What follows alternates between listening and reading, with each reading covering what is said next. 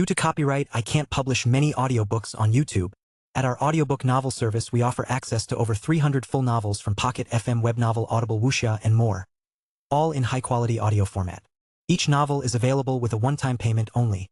No subscriptions, no monthly payment, and no ads. Payments via PayPal or Ko-fi.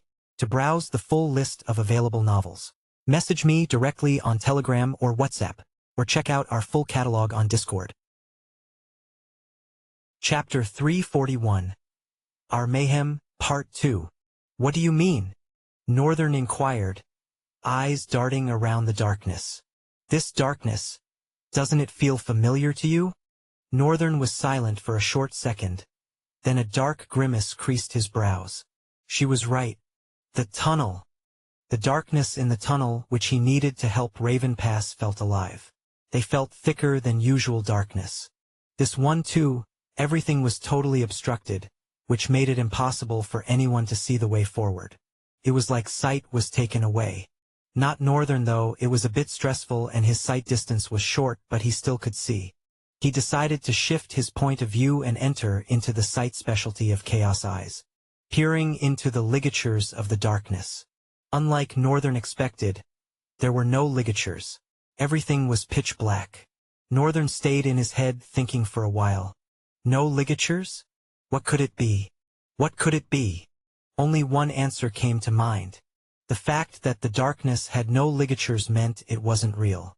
Because even real darkness and light have ligatures. So most likely, this darkness and the one in the cave, it's an illusion, he announced grimly. Raven's voice found him immediately. How are you so sure about that?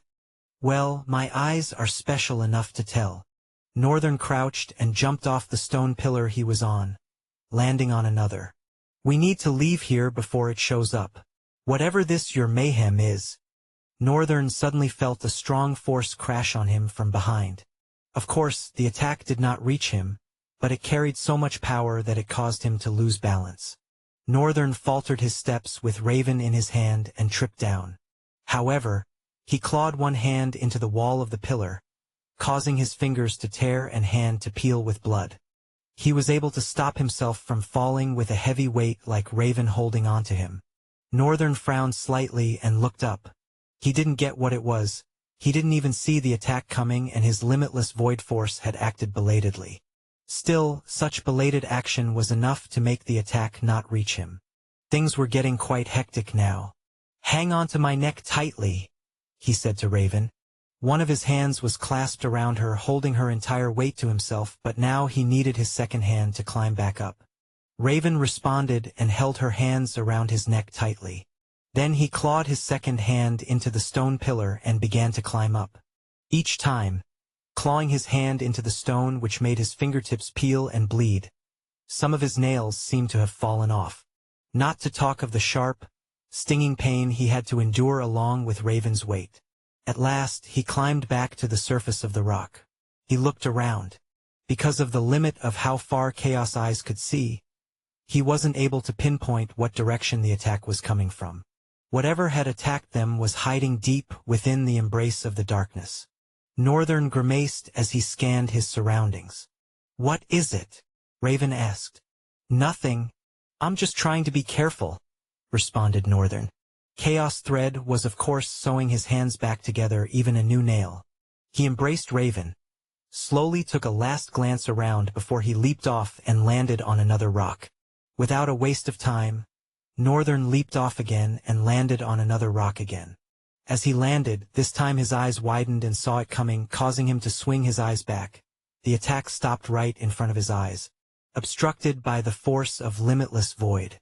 Northern glared right in front of the pointy edge that was forcing its way through but with no breakthrough. A twig. That was what it looked like at first, but Northern looked again and was finally able to make out its shape. It was a branch. Majority of its farther bodies had blended with the darkness, so it was hard to see them. They also had stretched from a very far place. Northern extended one finger and muttered, "Chaos flames." Either chaos flames or black flames, the black ominous fire knew to respond any time he called upon it. From the point edge of the branch, the black flame surged forth like a river of plague, running along the trail of branches and enveloping everything in vicious plumes of flames. Immediately, a loud, sky-shattering scream pierced the heavens, causing tremors to run even through the floating pillars.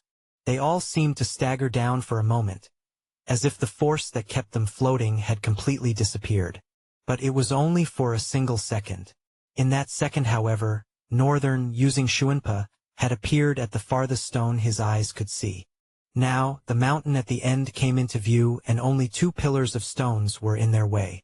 Northern instantaneously disappeared, and as he appeared right on the mountain, another force much stronger than the last hit him. Of course the attack did not get through, but the shockwave was enough to send him and Raven careening through the air. They crashed into a tree and slumped to the ground. Northern tried to stand but coughed up blood. His hand trembled a little. He looked at Raven, who seemed quite fine. She also slowly stood up. The weird darkness had gone, or to be accurate, it did not reach this side. She helped Northern up and also looked up with a slight frown on her face. The darkness was like a wall above, blocking that side from this side. Northern heaved a sigh and also looked up. He didn't know what that was. If ordinarily the force of its attack was able to make the force of my limitless void shake, just how crazy would getting hit by its attack be? Northern couldn't fathom. Death was certain if one got struck by those branches. I'm glad we were able to escape it. Raven, we should go. But Raven did not respond. She kept staring up, her eyes slowly narrowing. Raven, what is it? Northern inquired. She took a moment before she responded with a heavy tone. The darkness. It's spreading. Chapter 342. Our Mayhem, Part 3. The Reunion. What? Northern, tensed, exchanged glances between the darkness and Raven. All the more reason why let's run while you can still see. He took her hand and sprinted forward. Naturally, he'd have used his speed abilities, but he was worried if Raven would actually be able to handle it. Both of them ran forward and continued running through the woods. The darkness in that moment seemed to increase its pace, consuming everything in its path and getting closer to them. Northern clicked his tongue in annoyance. This was getting too slow for him. If he was the only one, he'd have outrun this damn thing. Suddenly, without thinking twice, he came to a stop, swept Raven off her feet, into his arms and said to her, "Brace yourself." Without a breath after speaking, Northern shot forward like a bolt of lightning striking from a clear sky. His movement was so swift that the eye could barely register it, leaving behind only a fading afterimage and a rush of displaced air. But the darkness was relentless, gunning for them desperately with all of its might. As Northern ran further, his eyes suddenly caught something that brought gladness into his heart. In that same moment, however, the mayhem struck again. As it lunged forward from the darkness, trees shattered into splinters from its mere force. The branches this time twisted into each other to form a durable spear, hoping to pierce through the invisible shield that surrounded Northern. But it was met by the same result, although the force was so strong that it affected Northern's speed, causing him and Raven to somersault and tumble forward, only coming to stop thanks to a large wooden wall of some sort that both of them slammed on, intertwined with each other. It took a moment before they stood up, but the moment they did, someone shouted their names from above. "Flower boy! Flower girl! It's nice to see you all are now each other. Adam." He actually hated the voice, but at the same time, it brought a slight relief to his heart. He touched the cold wood that they had slammed into and raised his head up to see Helena and Terence. As usual, the feral sage was loud and Terence was looking down at them with a solemn smile on her face. The kind of smile a true saintess should have. I'm sorry to break this beautiful reunion, but as you can see, that darkness is closer now. What the hell did you guys do to annoy the boogie monster? Northern raised his head to look at the darkness. Helena, of course, was right. It was closer to them now more than ever and was their cue to leave this desolation as fast as they could. Are you gonna stand around there all day, or are you gonna grab that ladder and come up? Northern swung his eyes to the side. He and Raven ran quickly and held onto the ladder, climbing up as fast as they could. They got to the deck of the ship. Helena, who was already at the higher deck, the control surface. Terence had gone into the cabin, and a couple seconds later the ship was already levitating. Northern watched in awe. It really is a flying ship. Raven was not lying, there really was a flying ship. Something that could take him back to the Central Plains safe and sound. His heart was elated, at the same time there was a slight heaviness. But the ship was real. That was all that mattered right now. He'd think about the rest later. Oh, my damn days. Northern turned to the direction of the darkness where Helena's gaze was glued, her mouth hanging down. Right there, the monster, the mayhem, the creature of the darkness that Raven wouldn't dare to dream of killing, was making its appearance, plunging out of the cloak of darkness. As it brought out its head, the head alone dwarfed every single thing in the landscape, the trees, the mountain. It was a grotesque and nightmarish fusion of organic elements, and was adorned with a crown of gnarled, lifeless branches that twisted outward like ossified tentacles. As the creature brought out its head, it opened its maw, revealing row upon row of needle-sharp teeth, each fang a gleaming promise of swift annihilation. They gave way for a wild screech that sent shivers down the spine of everyone present on the ship. The most arresting feature of its head was the singular eye, a blazing orb of ethereal light encircled by a corona of golden energy. This ocular anomaly pulsed with an intelligence both ancient and alien. The beast's hide was a tapestry of scales and protrusions, each segment a testament to eons of unnatural evolution. Bony plates and ridges adorned its form, creating a silhouette that defied conventional biology. The creature surged forward, with legs like actual branches, burying their roots into the ground with each step it took, and coming out in front to instantaneously create a tree that buried another root into the irritating body of the monster, supporting its colossal mass. This was its unnatural and weird mechanism of movement, and by far was the most terrifying thing Northern had ever seen. He was struck cold by it. Northern, Raven, retreat into the inner cabins now, Helena commanded. Northern was still frozen, looking at the mayhem with a terrified expression. There was something about it, something that ticked him off really rashly. Northern! Helena's shout, however, jacked him out of his head. He ran after Raven, entering into the inner cabins of the ship. Helena glared fiercely at the mayhem as it moved closer to them and shouted, "Hey, boogie monster! It's gonna be just me and you today!" She twisted the wheel with her powerful hands, sending the airship careening sideways to a sharp U-turn. Then below her were the controls for the propeller. She stomped on the wooden floor of the ship, causing two rods to lunge out. Quickly, she abandoned the wheel and grabbed both rods, pressing them down. As she did, the airship burst forward like a startled but magnificent stallion, finding its full stride. Chapter 343. Our Mayhem, Part 4, Dilemma. Northern stood in the engine cabin, where Terence also sat and had started the ship, allowing it to take flight. He stared around for a couple of seconds. A soft hum filled the air, accompanied by the faint, rhythmic pulse of energy.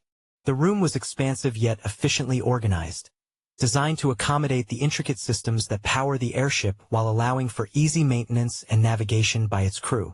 At the heart of the engine room floated a small, luminous crystal, suspended effortlessly in mid-air.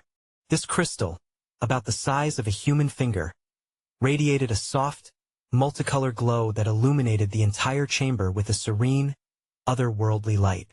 The floating crystal was encased in a delicate lattice of golden filigree, which enhanced and channeled its energy. The crystal, rotating slowly and emitting a calming hum that resonates throughout the room. Surrounding the core crystal are a series of intricate, translucent tubes and conduits that extend outward like the branches of a tree. These conduits pulsate with the same ethereal glow as the crystal, transporting its energy to various parts of the ship. On either side of the engine room, large, sleek engines hummed with a quiet, mechanical grace. These engines were encased in polished, metallic housings adorned with runes and symbols that signify their enchanted nature. Northern slowly walked to the center of the room where the crystal was situated. Then he observed carefully. Item. Name. Viri. Type. Utility. Rank. Unknown. Description. This crystal is cut out from the tree of Ayuva's citadel. It's the exact same thing. He had first suspected it because the color, even though the one in the tower was shattered, there was still that resemblance. But looking at it with soul eyes really made him realize they are the exact same. The crystal that was supposed to be the main powerhouse of the tower was the same kind of crystal that was serving as the main powerhouse of this airship. Northern felt baffled. Does that mean the airship belongs to the tower? That would mean all those soul cores belong to whoever was in the tower at the time. Most likely Fagner. Northern felt the dots connecting. Maybe Fagner left the tower and went in search of something. He killed a lot of monsters but never used their soul cores because he didn't need them. Just like me. Northern was aware that this was him all trying to force connect the dots. He didn't have to be precisely accurate with his notions. But he was sure that he was on the right path. The tower came to this world, most likely from the underworld. The person, whoever it was that came with it, went out of the tower with the airship to the sleeping mountains to find something. However, he or she never made it back, which left Northern with a very important question. What could they have been looking for? Northern leaned on the wall and exhaled. Noticing the heaviness in his tone, Terence asked, "Is everything okay?" Northern looked at her and nodded with a small smile. "Yeah, I was just thinking about something." She also nodded in response with a pale smile. She seemed to be in a somewhat melancholic mood, which was quite the opposite of what Northern expected. Raven was back after all. Instead of asking, he decided against it. If there was one thing he learned from their conversation at the tower, it was to learn how to not mind Terence's businesses. Much further anyone's. But Terence in particular, now being a vessel of all, she held a huge amount of responsibility for every information she shared. It'd do her no good prying into her matters. If he cared about her any bit, then he should keep his eyes out of her business. Was how he viewed it. "I'm sorry." Her voice distracted him from his thoughts, causing him to turn to her with a solemn expression. "Sorry about what?" "I was not able to be of much help in the rift, even though I saw it coming. Right? There's that." Northern had forgotten that Terence actually saw the whole thing coming and said nothing, acted nothing. She just allowed it to happen. He understood the responsibility placed on her and the burdens. But he would be lying if he said he didn't feel offended a little. Who knew what could be going on in her head right now? What she could be harboring to herself? He couldn't bring himself to trust her. Then again, it isn't like she's asking to be trusted. Northern smiled and said, "You helped well enough. There's nothing you should be sorry about. Saintus." Terence smiled sadly. "Saintus," she muttered. "Feels cold." Northern looked at her for a moment and averted his gaze, bringing it to the crystal. What was he to do regarding this situation? Wham! He was in his mind when a sudden force clashed with the ship, causing the entire vessel to tremble to tremors. Cracks ran around the body of the ship. Even the humming of the engines became distorted. Shocked and surprised, Northern ran out of the engine room. When he got to the deck, Raven also was already there, 2 swords in her hands. Helena was on one knee. The acceleration rods had been broken by strong branches that grew from below the deck. Stunned at what was going on, Northern raised his head, only to realize they were completely surrounded by darkness. Raven, who had abruptly come out, stood there, unable to move an inch from where she was because she was blinded. Helena seemed to have been severely injured by the attack just now. To make things worse, the colossal head of the creature was looming above them with slightly opened maw, definitely ready to swallow them in whole. The ship's movement had been slowed. He could try his best to burn the branches, but it'd be of no use. They'll only be flying slowly because the control of the propellers, the rods, had been broken. More so, the ship has been impaled from below. He didn't think that was just an ordinary damage. The ship would be slow. And there was the never-ending darkness and the colossal boogie monster. If doom had never been spelled for them before, right now was spelling doom for them in block letters. Their only way out of this situation was to abandon the ship. But abandon the ship? The ship he had waited so long to have? Chapter 344. Sayonara bitch. The reality of the situation came finding him real quick. To make things worse, time was not of essence to him right now. He had to make a decision, and he had to make it fast. With a dark furrow of his brow followed by a frustrated cry, Northern grabbed Raven's hand, hurled her into the ship. He smashed into the engine cabin where Terence was still staying, causing her to shoot to her feet, flustered. Northern looked at her hurriedly and looked at the crystal. Explosives! Are there explosives on this ship? Terence quickly shook her head and no, but added in the same stream of second. But we can use soul cores? Northern frowned dejectedly at her. If we take the core crystal of the ship abruptly without stopping the ship, it will cause the engines to rampage. When they do, they will explode no doubt, and with soul cores available, the explosion can be amplified and will spread. Northern thought for a bit. She was right, Terence was right. Since cores contain essence, a sudden and powerful force enough to shatter their outer body will cause the soul essence within to flow out, basically augmenting anything and everything around, in this case fire. I will leave the ship, but I will destroy that darned mouth of yours. Northern's eyes gleamed with primal evil, his forehead darkening. He then darted his gaze to Terence. We are leaving this ship now. Take Raven and... He didn't even need to complete his sentence before she moved quickly, almost like the breeze. She grabbed Raven's hand from his and ran out. Northern was stunned for a moment, thinking farther back. She responded to him about the explosives like she knew what he needed them for. Did she also see this coming, and didn't speak to anyone about it?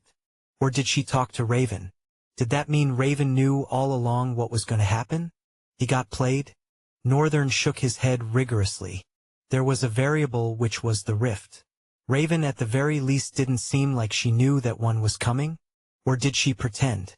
Could also have been that Terence decided to tell her only about this? Northern felt himself becoming paranoid as he allowed himself to get drowned by these waves of thoughts. He forced himself back to the surface, bringing his attention to the reality that mattered, and in a sharp motion, he went for the core crystal, punching through the lattice to grab it. Without any waste of time, Northern lunged out of the room, and to the front he went. When he got to the front deck of the ship, Helena was deflecting the branch's attack with her spinning rod.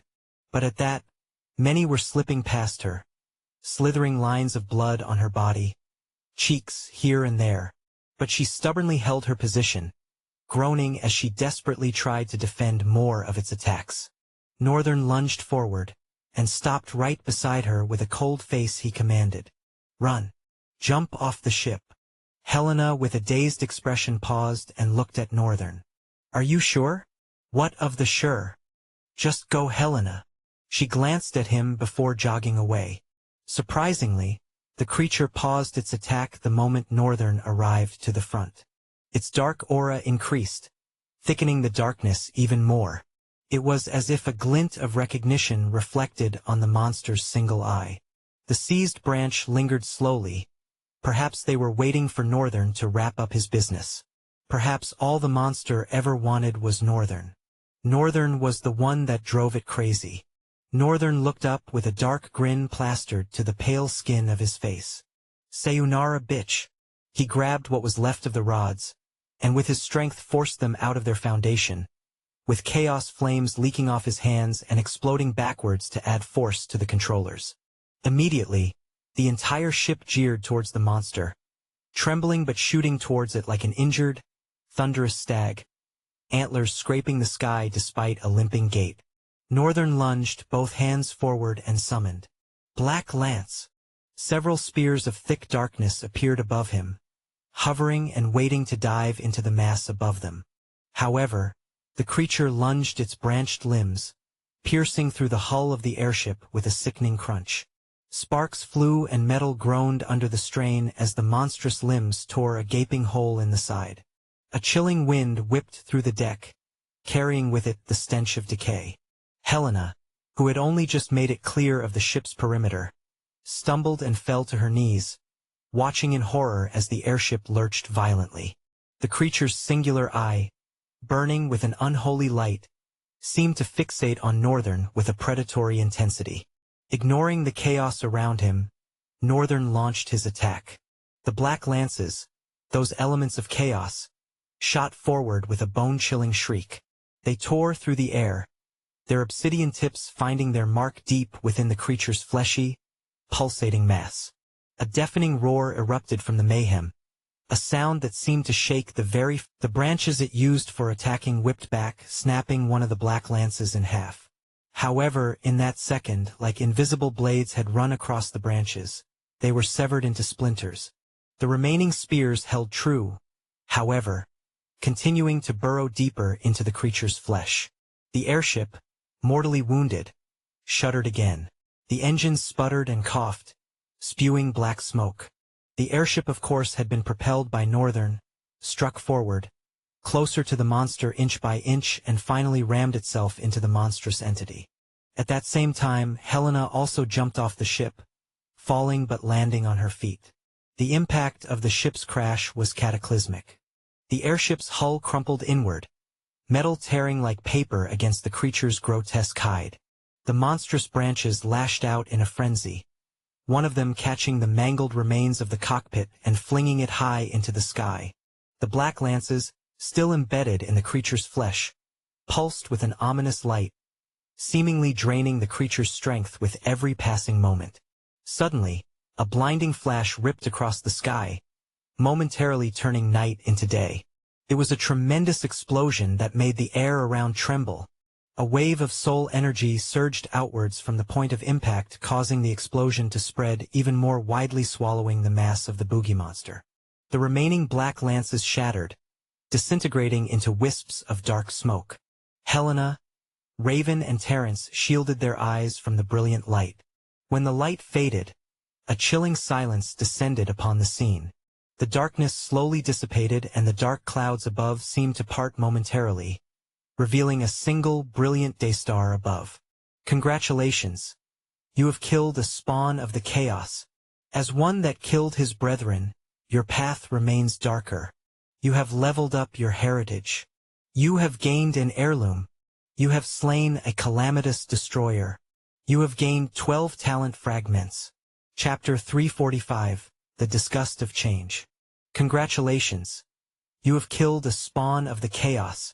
As one that killed his brethren, your path remains darker. You have leveled up your heritage. You have gained an heirloom. You have slain a calamitous destroyer. You have gained 12 talent fragments. Northern heard the words clearly as he reeled down and crashed into the ground. He wasn't sure what had happened, and never in his wildest dreams did he think he would have been able to kill such monstrosity. He was even caught up in the whole disaster that he didn't use soul eyes on it. It was a destroyer rank.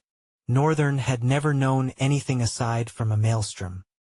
He slowly stood up like nothing was wrong, even though he had fallen from such great heights.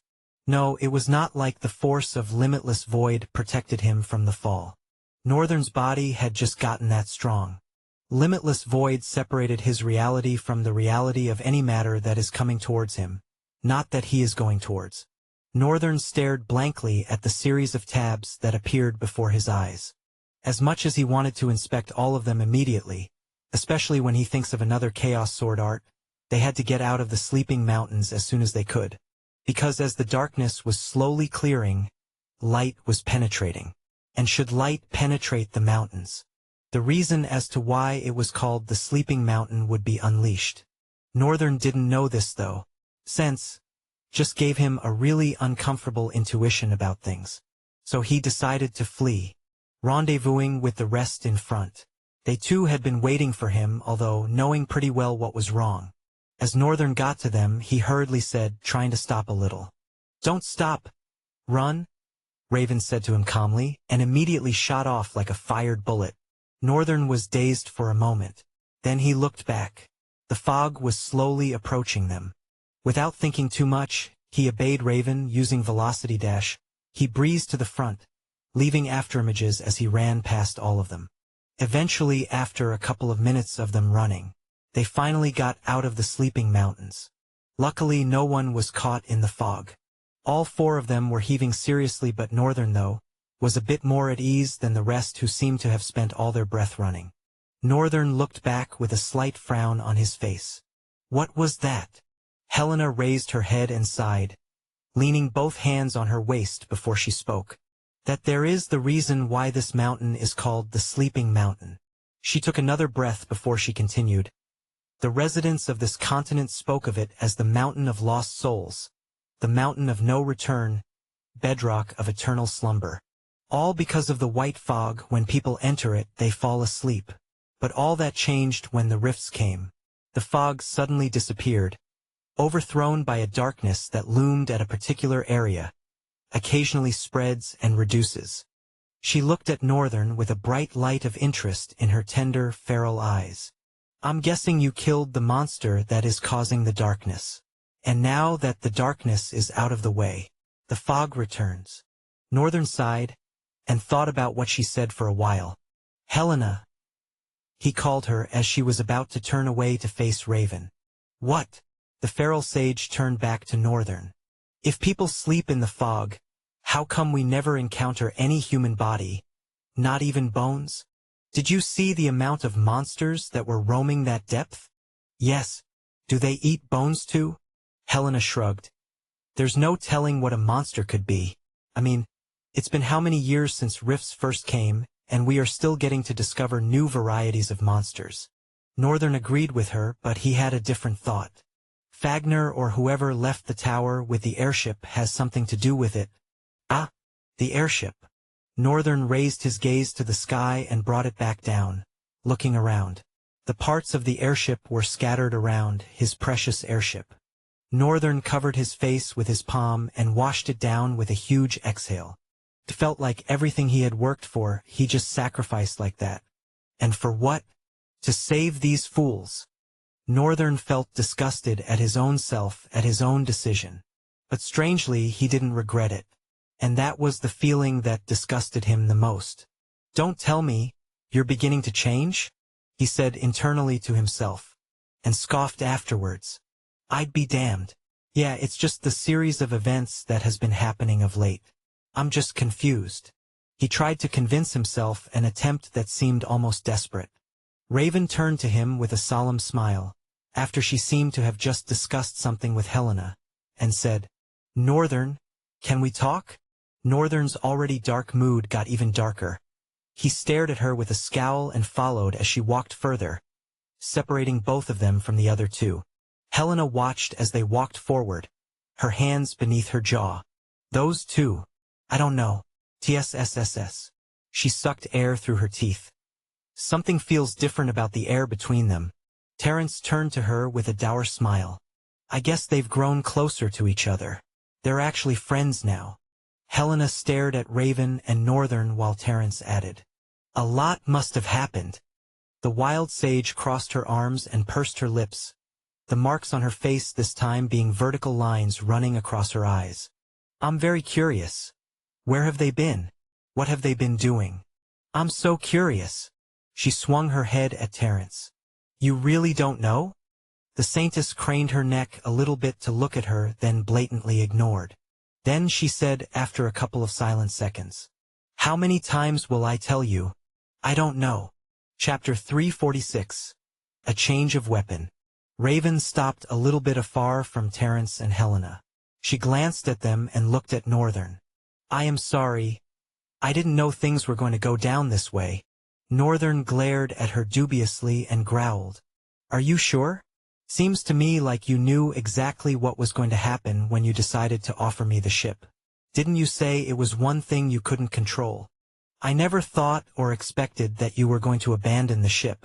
I didn't even think you'd be able to defeat it, or any of us would be able to. Northern frowned as she apologized. The air between both of them became cold. Then Raven exhaled and said, I know it's hard to believe given Terence's abilities, but I swear to you she didn't share any information regarding this event. And how exactly am I supposed to believe your words? I have no reason to lie to you. Raven's expression accentuated the pitch in her tone. She was slowly growing frustrated. Northern glared at her for a couple of beats and shrugged annoyingly. Look, I don't care, Raven. I will move my way from here hence. I wish you luck in whatever you want to do. And don't think I have forgotten about my cores. I don't care if the cores you plan to use to become a sage got destroyed in the ship. I am collecting 1,000 cores from you, he said, threw his head back, and walked forward, alone. Raven tried to stop him but stopped before saying anything, then stared at his back with a morose look on her face. She sighed and stared at Helena and Terence. Both of them were silent at first, until Raven focused on Terence and asked, "Did you get it?" Northern walked forward on his own, trekking through the stony landscape with the sandy one right in front of him. While he walked, he inspected his growth. Name, Northern Longguard. True name, Nameless, Superscript 3. Attributes, Formless, Child of Void, Limitless Void, Vestige of Chaos and Void, Chaos Eyes, Chaos Thread, Flames of Chaos. Soul Rank, Nomad. Void Summons, 6/100. Talent Fragments, 1799/3000. Copied Talents, 0/3. Own Talents, 3. Attribute Abilities, Active/Passive. August 11th. Owned Items, Mortal Blade, Eternal Twilight, Silver Sword, Death Glare, and 6 others. The amount of talent fragments he had gained was amazing, and the majority of it came from the rift itself. Before now, Northern didn't realize he could gain such an outstanding reward from defeating rifts. Now, he just felt like defeating rifts was the easiest way to grow. He paused for a moment, that thinking, I see. It was the way every other drifter thought too. Surely they had been killing monsters, but defeating rifts gave a far better reward. It was why the majority of them still ventured into rifts despite it being a vessel of all dangers, both of those that one could think of and could not. Turns out I'm not so different after all. This, however, didn't mean that he thought himself the same as other drifters. Although fundamentally, without a core, he was less. But with the system, he is far better. He really looked forward to the look on Ruffsberg's face when he realizes he lived through the coreless brat. I should show them. The thought of it made him boil with exhilaration. But he still kept his cool and walked forward, inspecting the next tab. Chaos Art of Blistering 1,000 Steps. Heritage Level 3. Heritage Ability. Chaos Step. Chaos Sword Art 1. Eternal Chaos. Chaos Sword Art 2. Tempest Fury. Heritage Heirloom. Granger. Northern paused his steps and summoned the heirloom. Immediately it appeared in his hands. As I suspected, it's an item. But it was nothing like Northern had ever held. It was different from all the weapons he had wielded. It looked like a masterpiece of dark craftsmanship. A twin-bladed staff that emanated a chilling aura of malevolence. Its long, ebony shaft was nearly as tall as Northern himself, constructed from a mysterious, obsidian-like material that seemed to devour the light around it. The length of the staff was a sinuous blend of form and function, offering the perfect balance between reach and control for its bearer's martial arts style. At each end of the staff, crescent blades jutted outward, curving with a predatory grace that hinted at their lethal purpose. The blades themselves were a deep, shimmering indigo, their edges honed to a razor's precision. They appeared almost translucent, like the thin edge of a breaking wave frozen in time, and as sharp as the biting wind of a winter storm. Intricate, lightning like veins of violet and electric blue pulsed just beneath the surface of the blades, illuminating the dark with their eerie, chaotic glow. The staff's grip was wrapped in supple, dark leather, designed to absorb the shock of impact and give the wielder a firm, unyielding hold. Northern, even as he held its grip, felt a strong sense of hold, the lightness of weight. It was like the weapon itself was perfectly resonating with something within him. If it's an item, I should be able to see its information, right? Northern opened soul eyes and peered into the weapon. Item. Name. Granger. Type. Weapon. Rank. Demonic. Order. 1. Description. This item is a cursed weapon created by the Chaos Prince when he was bored. It is a large staff with 2 blades, customized with lightning created from void. It is adapted to fit the aggressive martial arts style of its creator. At specific moments, it is possible to see the lightning shining with chaotic glitches. Orderability. Atrocious weapon. Atrocious weapon. This weapon possesses a mind of its own. It is usually asleep, but when it awakens, it is never good for the user as it feeds on the energy of the user to amplify its strength. Northern stared down at the blade. He didn't know whether to be happy or sad. At the very least, it looks like a very impressive weapon. It was, in fact, the most impressive he had gotten so far at demonic rank 2. Moreover, he really appreciated the change of structure. Northern raised the weapon up to look at it very well in the shining daylight. He wasn't sure if he was seeing right, but a figure clad in white was approaching him through the air. Northern paused a little to figure out what was wrong, only for his eyes to grow wide as the figure came closer. It was a being, viciously hurling a cavalier spear towards him. Chapter 347. Woman of Madness, Part 1. Northern narrowed his eyes, gaze locked onto the approaching figure, a shimmer in the desert sky that was dropping. They landed into the haze with a powerful thud and began to walk closer to him. As they drew nearer, details sharpened into his focus. Their armor, a striking contrast of white and crimson, gleamed under the unforgiving daylight star. Every step they took resonated with a predatory grace, and a palpable energy seemed to radiate from them, warping the air around them into a mirage of madness and intent. The figure held a long and elegant spear, which looked like an extension of their being, held with a familiarity that spoke of countless battles fought and won. The blade glinted menacingly, promising death to any who dared to face it. With closer steps, the ground seemed to recoil, as if acknowledging the danger the figure represented. Northern tightened his grip on the twin-bladed staff. He could feel the weapon's pulse, almost in sync with his own heartbeat, as if it were alive and aware of the coming conflict. The air between him and the advancing warrior thickened, charged with the anticipation of imminent violence. He wanted to speak, ask questions, because he didn't even know this person, and they just suddenly appeared before his eyes, carrying an unwavering air of bloodthirstiness. The figure finally stopped a dozen paces away. Northern this far could see them more clearly. Their eyes, wild and unhinged, fixed on Northern with a mixture of glee and malevolence. Their short, tousled hair framed a face that was both beautiful and terrifying, lips curling into a grin that hinted at the savagery they were about to unleash. "You? What is your name?" Northern lingered cautiously, assessing every corner of their stance. Perfection. No openings at all. Even though he was using chaos eyes, he couldn't see any. "Answer me." Their voice rang out more powerfully.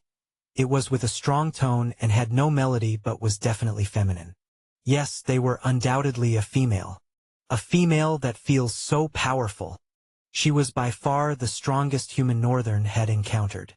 This was not like any other time. The opponent that stood before Northern now was the strongest person he had ever perceived by sense alone. He breathed and responded, "Northern. And may I ask who you are?" "Ah!" She let out a wild short scoff, and without warning, she hurled the spear with a speed and accuracy that defied belief. Northern barely managed to twist to the side, the spear slicing through the air where he had stood a heartbeat before. It struck the ground behind him with a thunderous impact, sending up a cloud of dust and debris. Immediately, Northern figured something was wrong. He didn't even see the attack coming with sense. It was just his own perception that helped him. There was also this strange chilling aura that surrounded him. He didn't know how to describe it. Like he caught a cold. Something was definitely going wrong. Because sense, which is supposed to be a passive ability, didn't work. His limitless void force was not activated also.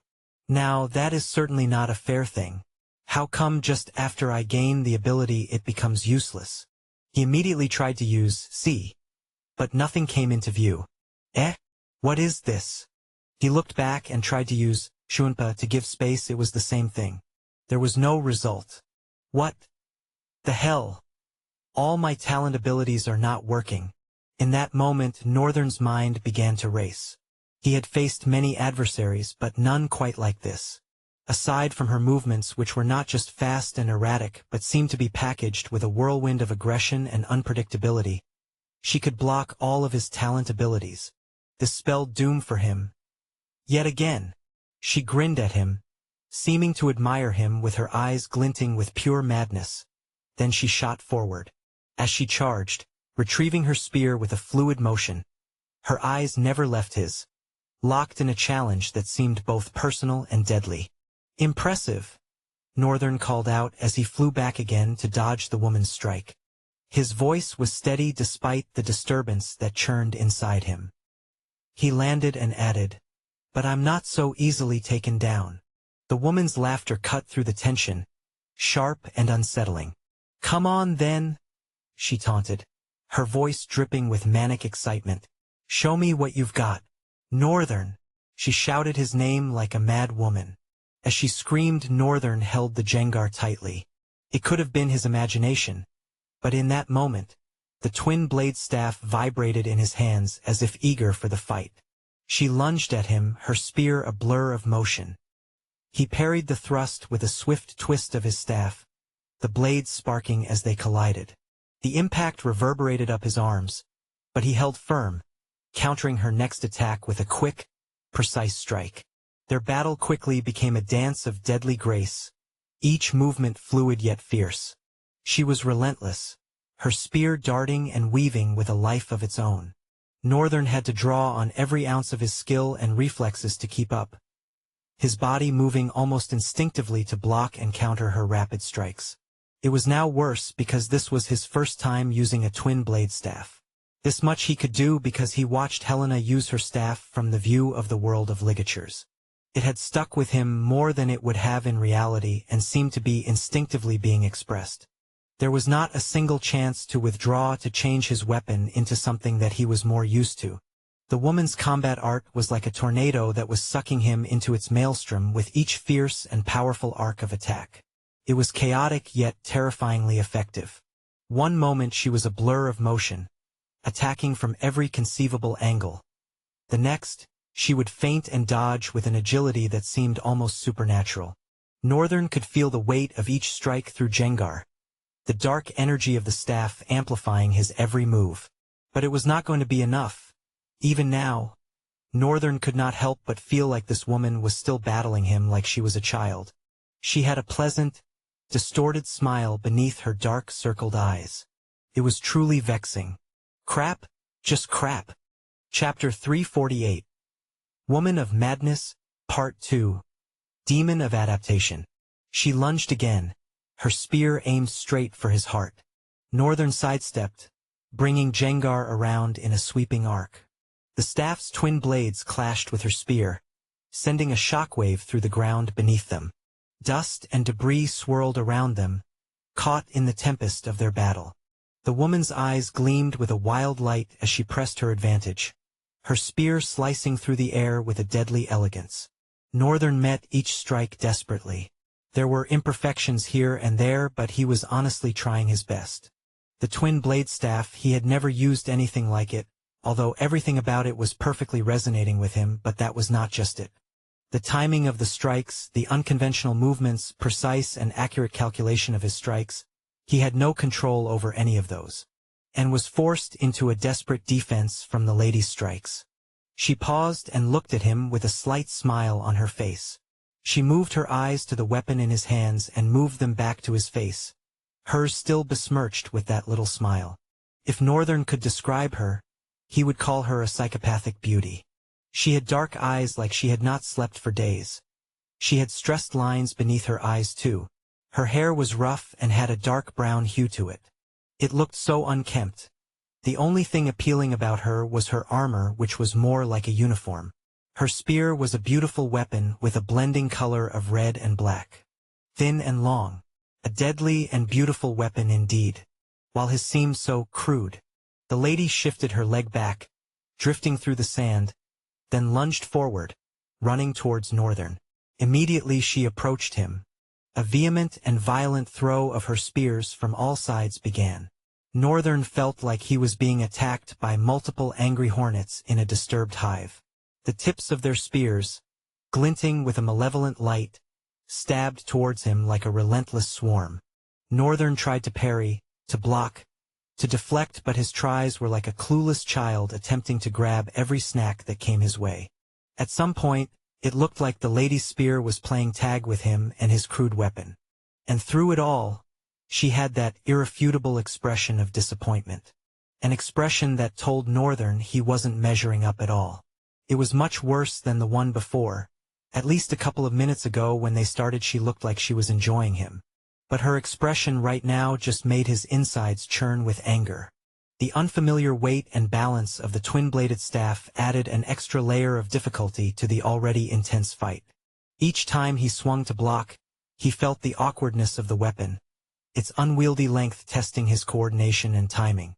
And she moved with the unpredictability of a storm, her attacks coming from all angles, each one more aggressive than the last. Her extremely malleable pattern of movement caused Northern to struggle to adapt. His mind and body were straining to keep up with the chaotic rhythm of her strikes. Even though adaptability is his forte, he was finding this one harder than any other. Her combat style seemed like it was specially built to throw off one's own style. This was not a style fashioned to kill monsters. This lady was not just any kind of seasoned fighter. She seemed like a person that had lived for a singular purpose ever since she was born. To kill. The ground beneath them became a battlefield of dust and debris, each step and movement sending up clouds of grit that stung his eyes and throat. A swift downward slash came from her right. Northern barely managed to block it, the force of the blow pushing him back a few steps. He tried to counter with a sweeping arc, but the move was slower than he intended, the unfamiliar weight of Jengar throwing off his timing. She dodged effortlessly, her mocking laughter ringing in his ears. "Is that the best you can do, Northern?" she taunted, her voice dripping with manic excitement. "I expected more from you. Who the hell are you to expect more from me?" Northern gritted his teeth, his frustration mounting. He swung Jengar in a wide arc, hoping to catch her off guard. But she was already moving, her spear slicing through the air towards his midsection. He barely managed to twist out of the way, the blade grazing his side and drawing a thin line of blood. Immediately she licked her lips and smiled, as if she was enjoying the taste of his blood. Northern felt a sharp sting on his side, but that pain served to focus his mind.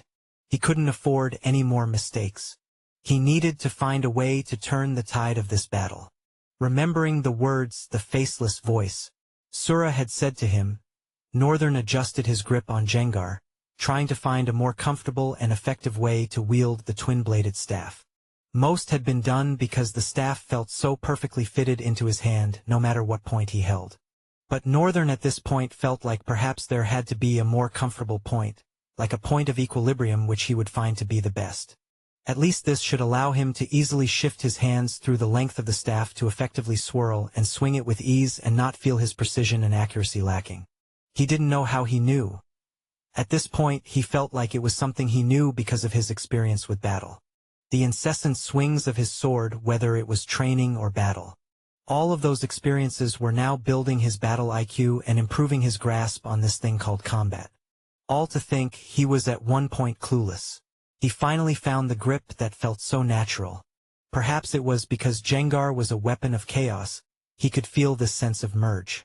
It was like the weapon was not on his hands at the same time it was. The weight seemed to completely disappear at the point he was holding it. But Northern knew it didn't. This just allowed him to be able to accurately calculate the entire weight of the weapon and determine his strikes. The angle they come from, weight after all, played a huge role in the impact of attacks. He lowered his head a little and spread his legs, moving into a slightly low stance as he held the weapon to his side with both hands, breathing out, with a steamy breath from his mouth. Chaos Art Form 1. Chapter 349. Woman of Madness, Part 3.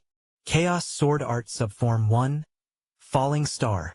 Northern's dual-bladed staff drifted upwards in a wild motion. One that was explosive, sudden, and elaborate. Tremors ran beneath the lady's skin, causing her to vibrate with excitement as Northern exploded to her front and slashed down diagonally with one bladed end of the Jengar. Ensnared by the beauty of Northern's sudden, in-battle growth, besmirched with a naughty expression featuring her tongue stuck out, she had forgotten to dodge. Northern's strike looked like it would hit her for real, but in the next moment, the Jengar dug into the sand. Northern raised his head in surprise, eyes darting around. Where did she? Only for him to look up. There she was, falling from above. He quickly raised his sword up to block, but felt the weight of her attack push down on him like a sky-sized boulder. His legs dug into the sand. He clenched his teeth and had to resist the biting force of her attack, but it was to no avail. It was as if there was a force pushing her from above. She was above him horizontally, and her body was not dropping to the ground. If anything, she seemed to even be pressing more on him, which logically should not be possible. Well, I'd be damned if logical ever defined anything in this world. Northern groaned a bit and from his belly, shouted and threw the lady's attack to the side, using the moment to leap away in the opposite direction. I subconsciously stopped using Chaos Eyes because of the strain, but even my normal eyes are trained enough. Still, I couldn't see her move at all. Chaos Eyes was a heavy ability, an eyes of its own that spawned from the realization of true chaos in and of itself, one that infected all eyes and took over. It was a different eye set from the usual one Northern had and was incredibly strenuous to use. He had adopted the idea of using it at all times, but when the strain became too much, he always subconsciously switched to normal eyes. Although he had seen now that he needed to work on that. What however bothered Northern was that his eyes, due to the presence and effect of Chaos Eyes, have greatly improved in their own sight. He was able to see way better than he used to, except that this mad woman he was fighting was faster than the speed of light. It made no sense. Faster than the speed of light. Northern accommodated the thought again. Inasmuch as he wanted to define her to be, indeed. His mind screamed against it. It can't be. He fixed his eyes on the lady and slowly straightened his back. Then he frowned at the lady. You're powerful. Even blocking out my talent abilities. She stared at him with an exhilarated expression. A grin was stuck on her face with her eyes lit with sparkles. Literal sparkles. Her expression made Northern almost cringe. She looked like a child that had seen candy. Northern's brows creased into a deadly scowl as he said to her, "This battle won't be the same as before going forth." The lady nodded her head vigorously, her cheeks tomato red. "I can tell. You're growing? It's so beautiful, so hot." Northern's mouth fell. He was dazed and unsure what to say. She sounds happy? This crazed woman seemed to be sincerely happy that he was growing in their battle. He looked around himself. They were alone in this desert land. By now, Raven and her friends should be here. He wasn't counting on their help, but had thought that their presence was bound to interrupt the battle one way or the other. He didn't really have a take on that, as long as he gets to leave here unharmed. He didn't want to kill another human. So, there was no gain from this battle. Ah, whatever. Northern cracked his neck a little to the left and to the right, then he fixed his gaze on the lady and got in stance, shifting one leg forward. The lady in response also filled her face with a nasty glee. She was drooling.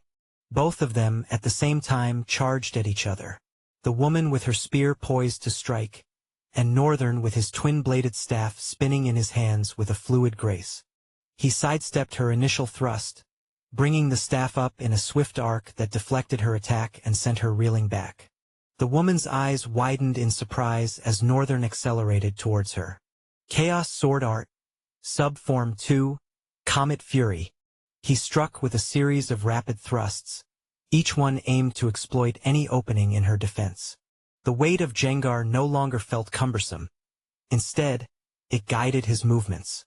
Although, he still felt strange and a bit strenuous curving the weapon to weave the sword art of chaos since he was used to swords. But if he'd compare both, the twin-bladed staff gave him more likable results than swords. The impact as she blocked each of his strikes, he could feel it in his bones, muscles, belly. It was like when you know for sure you are hitting something, the exhilaration of a perfect hit even though she was clearly blocking all his strikes. Northern knew she was beginning to feel the strain of his attacks on her defense. It's only a while until he completely breaks her defense apart. Realizing that, Northern didn't let up. Chaos Sword Art Sub Form 1. Falling Star. He lunged forward, Jengar whistling through the air as he delivered a powerful downward strike. She blocked with her spear, but the explosion of the blow drove her to one knee. Northern could see the strain in her eyes as she struggled to hold her ground. But that same second, they contorted into a mischievous grin. She glared into his eyes with that grin and said, with trembling voice, "Now that you're beginning to get a hang of your weapon, can we now start fighting for real?" Her brows drifted upwards, cheeks reddening even more. Northern in that moment flew away from her and landed as far away as he could manage in one leap. His face was pale, eyes trembling. What was that just now? Chapter 350. Woman of Madness, Part 4. Northern thought he had imagined it. The moment the lady had spoken, something ominous, something very evil gleamed at him from the shadows. He wasn't so sure. The feeling was very surreal, so he couldn't make anything out of it. He straightened his back, paused for a moment while observing her carefully. Then he asked, "What do you mean?" The lady shrugged. "I knew you were struggling. It was obvious from your movement. So, I matched your pace so that you could get used to your weapon.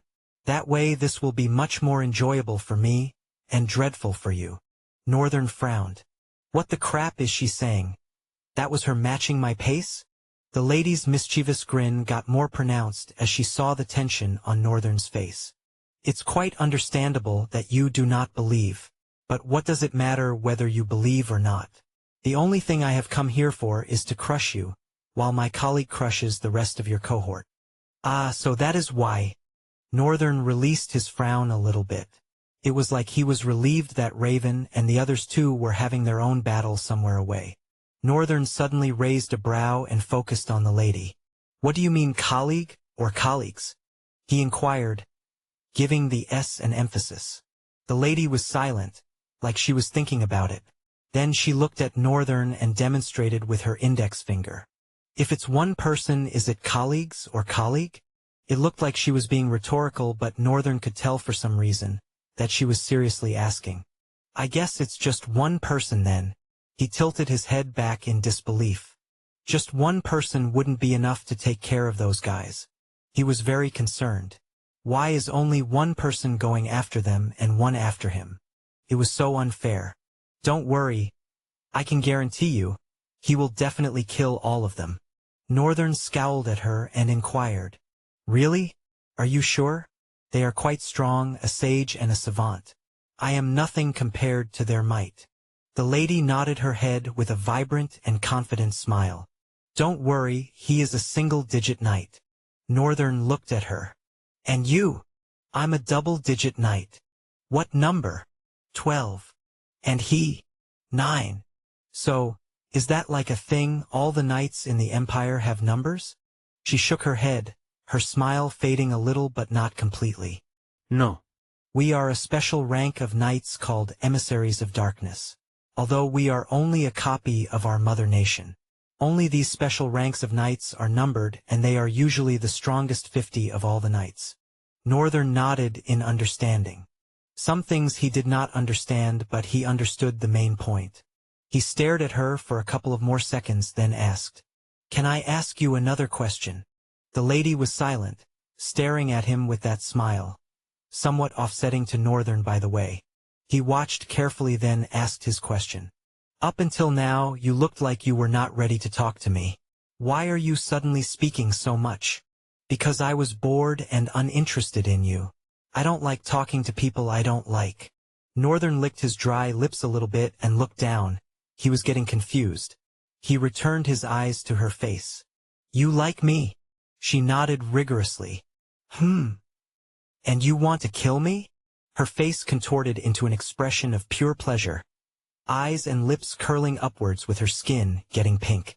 She stuck her tongue out in a filthy manner and hugged herself, squirming at the thought of Northern dying in her hands.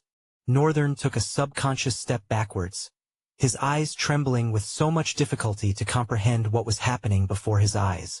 Who really is this mad woman? The lady finally let herself go and tried to give a serious expression, but she was still struggling. She looked up and sighed, then looked at Northern far away and asked, "How old are you?"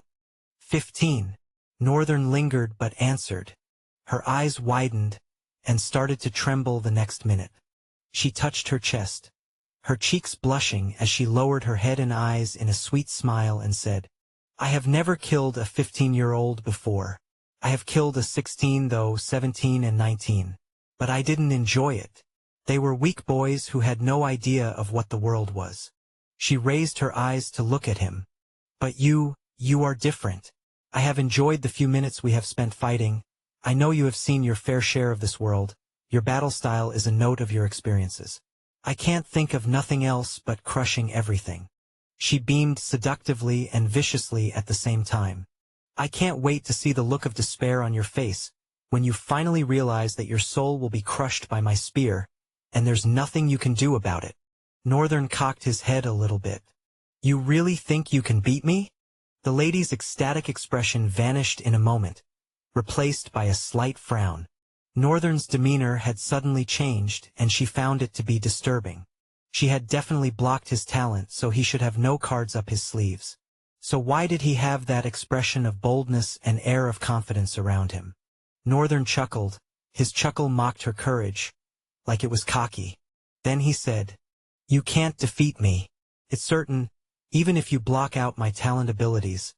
The only thing that is inevitable is your own defeat." He breathed and added, "Although the thought of beating you up doesn't make me as happy as you do, I'll try to enjoy the experience as much as I can." He extended his dual-bladed staff to one side and muttered, "Black flames!" Whoosh! A black torrent of flames suddenly enveloped both blades on each end of the staff. Northern swirled the staff, making it look like he was wielding a spinning fire. The lady had a puzzled expression on her face and mumbled, biting her lips, "How?" Chapter 351. Emissaries of Darkness. Her eyes trembled before the circle of black flames that swirled on Northern's sides. Northern's eyes opened, diverting into two, and without warning, he plunged forward. In the blink of an eye, he was in front of her, hurling the spear from below. The lady, with her eyes shaking with disbelief, staggered back and belatedly pushed her upper back lower to allow the attack to slip past her upwards. Northern immediately rebounded his attack, twisting in an unnatural manner and bringing it back down. But faster than him, the lady threw a kick, which he had to jump away from mid-attack. The lady thought she had finally given space. But she hadn't even breathed before Northern drifted back to her front like a persistent mosquito. He lunged a thrust towards her in that same moment, but reacting reflexively, her spear deflected it upwards. Northern's hand was already shooting towards her, cloaked in the black flames. She caught it midway, holding his arm with amazing strength for a woman. Northern glanced at her grip for a moment. He instinctively redirected Jengar, bringing it down vertically on her. She needed to block, no matter how she did it. Her grip on him was bound to weaken, and he was going to exploit that moment to burn her to crisps. Damn. Didn't kill anyone. He wasn't going to die because he was trying to make sure he didn't kill his opponent. If the lady was not going to spare his life in any way, he was not going to do the same too, unless he could completely overpower her without worrying about her capabilities. Unfortunately for him, he underestimated his opponent. Instead of going for the block, the lady threw her spear into the air, then rode her bicycle kick on him, using him as a stepping stone to leap into the air and catch her spear. Then she landed afar from him. Northern was just slowly recovering from the recoiling of tumbling away like a rag doll after she leaped away. It was a slight kick, but it was so powerful, so fast. She had perfect control of her momentum, her speed, her flexibility. Everything about the lady's skill and movement was so amazing, it showed she had a high battle IQ. He, on the other hand, well, he was growing. He stayed and watched the lady. He wasn't sure what was going on, but the moment she landed, something about her changed. The air around her got darker. And now, something like a burning darkness was swirling around her feet. He narrowed his eyes, using chaos eyes to see closer. Immediately Northern staggered back at the dreadfulness of what he saw. He had never in his life seen such disoriented and unordered ligatures. They seemed like a forced existence. As he stepped back, the darkness began to burn up, enveloping the lady herself. Northern's expression contorted into a dark frown. Something about the changes that were taking place with the lady was making him very uncomfortable. He was feeling a subtle but definitely strong reaction to it. The vortex of darkness suddenly cleared, and when it did, Northern trembled at the sight of what was revealed before his eyes. It didn't take a second later for his memory to be juggled. She stood as a menacing figure, her presence commanding an eerie stillness in the air. Cloaked in a shroud of darkness that seemed to flow like fabric, she exuded an aura of cold, calculated viciousness. Her helmet, a fearsome mask of metal, concealed her features entirely, save for the narrow slit through which a single, blazing red eye gleamed with an unholy intensity. The eye glowed like a burning ember, promising destruction. Wisps of black smoke coiled around her, trailing from the edges of her cloak like serpents in the dark, adding to her ominous presence. At her side, a spear had transformed from its benign beauty to a hideous dark steel overwhelmed by darkness. Northern's eyes stayed glued on her new figure. Something was not right. Fragments of pictures were coming together. Something he had definitely seen before. He was not sure why this thing was so near to his memories, but it did not leave a good feeling with him at all. Northern began to feel an overwhelming sense of insecurity. Like something was being clicked within him. An earnest desire to kill. He began to exude murderous intent. And in a sudden, unintended burst of speed, Northern flashed across the desert. Even he was shocked he could move that fast. It was as if the view in front of him just suddenly faded to his background. The dark night in front of him, however, seemed not to be caught in surprise like before. Her spear was already in motion, a blur of lethal precision as it met Northern's charge head-on. The clash resounded through the desolate landscape. Northern's eyes narrowed, the twin blades of Jengar spinning into a defensive arc to parry the incoming thrust. Sparks flew as metal met metal, a shower of embers casting fleeting light onto the ground. The force of the impact sent a tremor up his arms, and he was sure even she would have felt a fair share of the heaviness of his parries. Her spear danced in her hands, weaving intricate patterns that seemed almost beautiful in their deadly intent. Northern felt his senses heightened. His world narrowed to the singular focus and his body moved instinctively. Each motion of his was a blend of practiced skill and the raw, untamed, chaotic movement. He spun, ducked, and twisted, every movement an effort to evade the lethal edge of her weapon. First it was tough to keep up with her unrelenting assault. She was leaving no space for opening. Her speed was insane. Northern truly in that moment couldn't help but realize what she meant when she said she had been matching his pace all the while. Because right now he was barely even blocking. Even with his improved movements, he still was finding it this hard to control the tide of the battle, at least by movements alone. Although, he did reckon that having his talents available would have made this battle much easier. But this still served as a great lesson for him. This was the perfect opponent to teach himself how to survive purely on his own. Although he doubted this situation would ever happen again due to the idea he had in his head. He still wanted to take this opportunity to learn seriously and see how far he had come. It was also the reason why he wasn't using Black Lance to obliterate her in one go. Although he felt his patience wearing thin. It was only a matter of minutes before he loses it. Chapter 352. Deadly Dance. Their fight was a maelstrom of darkness and fury, a whirlwind of chaos that seemed to defy the very laws of nature. Northern, clad in the menacing night terror armor, mirrored the dark night in a grotesque dance of death. Their weapons clashed and sparked, a symphony of violence that sent ripples through the air, pushing it to the brink of tearing apart. Northern's four eyes darted with supernatural speed, tracking every minuscule movement of his opponent. It was strenuous, but he was locked in, not a second thinking about the strain. He could see her attacks before they fully formed, the minute shifts in her stance, the tightening of her muscles, and the glint of her daggers in the dim light. Each strike was a calculated response to her ferocity, his blades a blur as they met her relentless assault. Both their hands swung and lashed like whips, blurring as they swam through the air, leaving multiple afterimages. It mattered not the length of the weapon they both wielded. They stood opposed to each other in close proximity and lunged attacks from unconventional angles, hurling through directions that should make the human bone bend and break. The ground beneath their feet trembled with each impact. Sand and debris kicked up in a storm around them. The battlefield was an arena of destruction. Every step they took carving scars into the earth.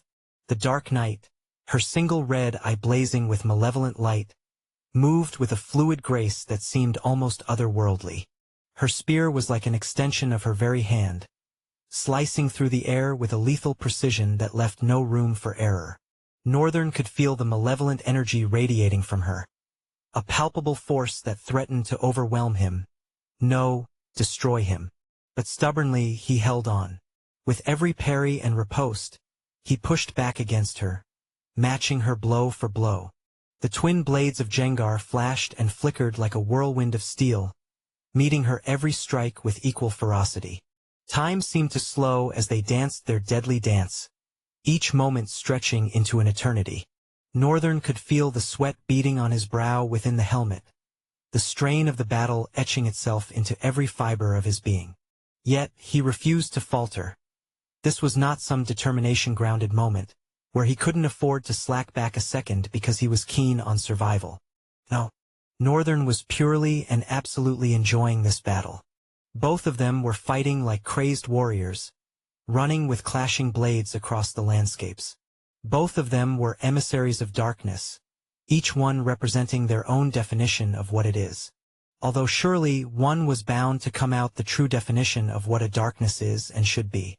Would it be Northern? Or would it be the mad woman? Somehow it didn't look like both of them looked forward to finding out. These ones were just locked into battle, fighting with every strength they could muster. At this stage, Northern was no longer struggling. He was beginning to match her attack for defense, and sharp enough to even counterattack and put her in a spot. Although he didn't quite have the hang of prediction yet, since his opponent was no novice. She had an uncanny way of switching her movement just to throw him off and catch him off guard. Northern had fallen into it a couple of times in this fray, only to be saved by Night Terror's impenetrable metal. As long as he was wearing this armor, Northern doubted if anything would actually be able to penetrate. The deadly weave of metal between the two of them, of course, progressed without a pause in breath. The mad woman was like a machine. Northern felt like he was fighting a non-human.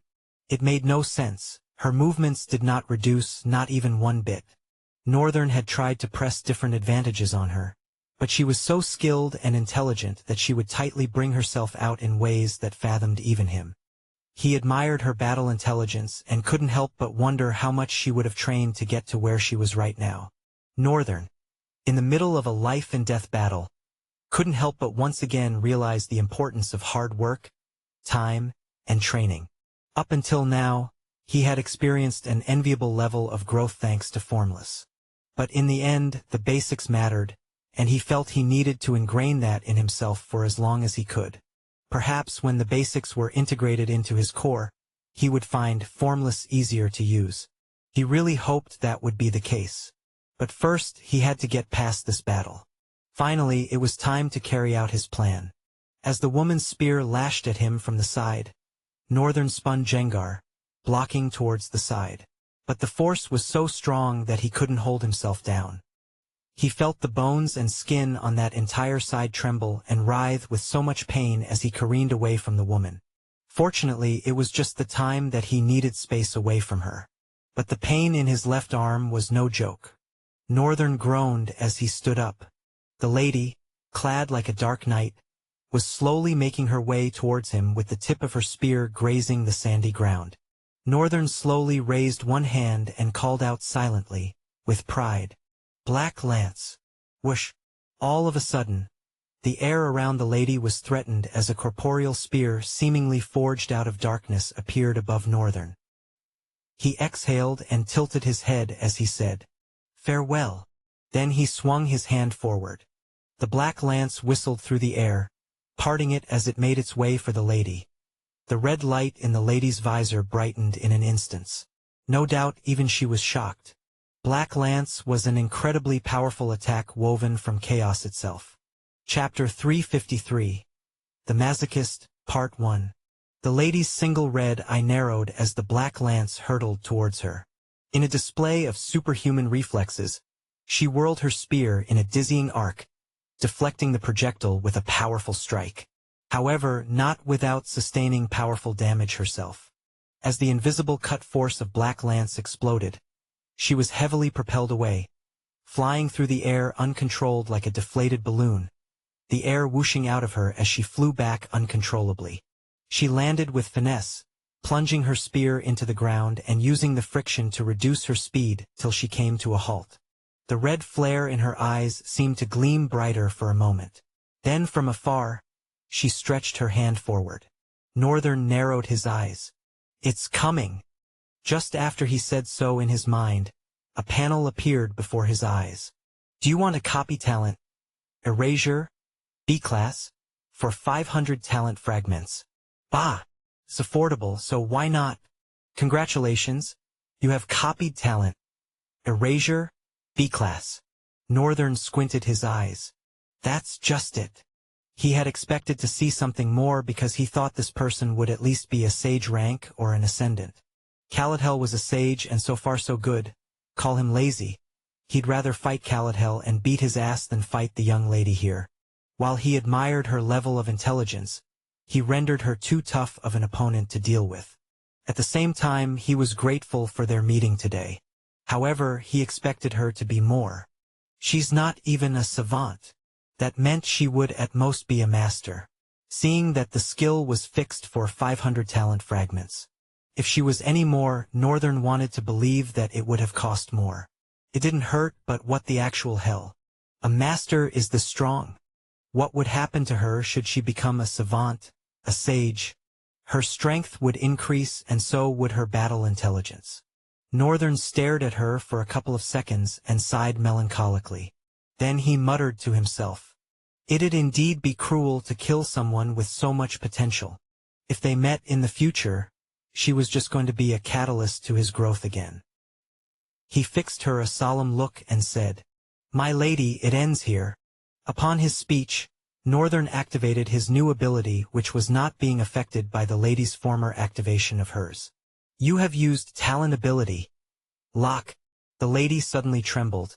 Her hand was still stretched but somehow frozen, like she could notice something wrong with her. She looked at her hands, body shaking, and looked at Northern, who in the same instant grinned. "Gotcha." The moment he used her ability on her, her talent ability also got locked. That is, the effect that they had on his had been erased.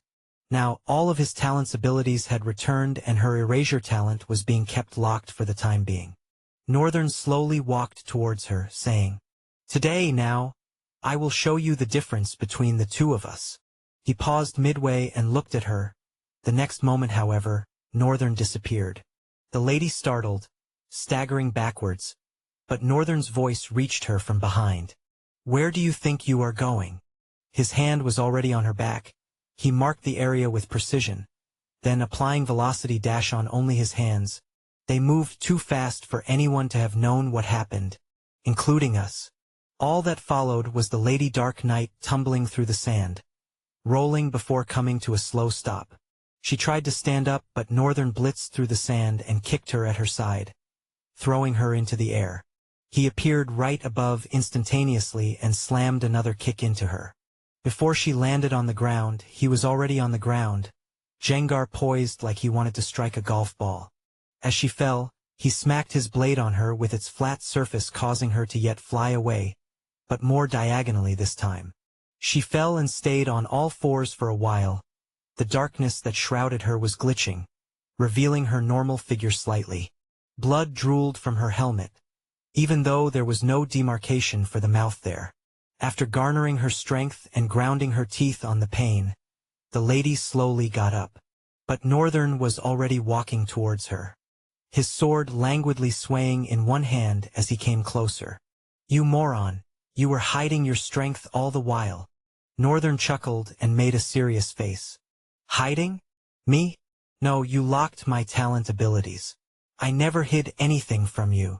The red light in her hand was blinking. Then how? How did you unseal it? By copying your talent ability, of course.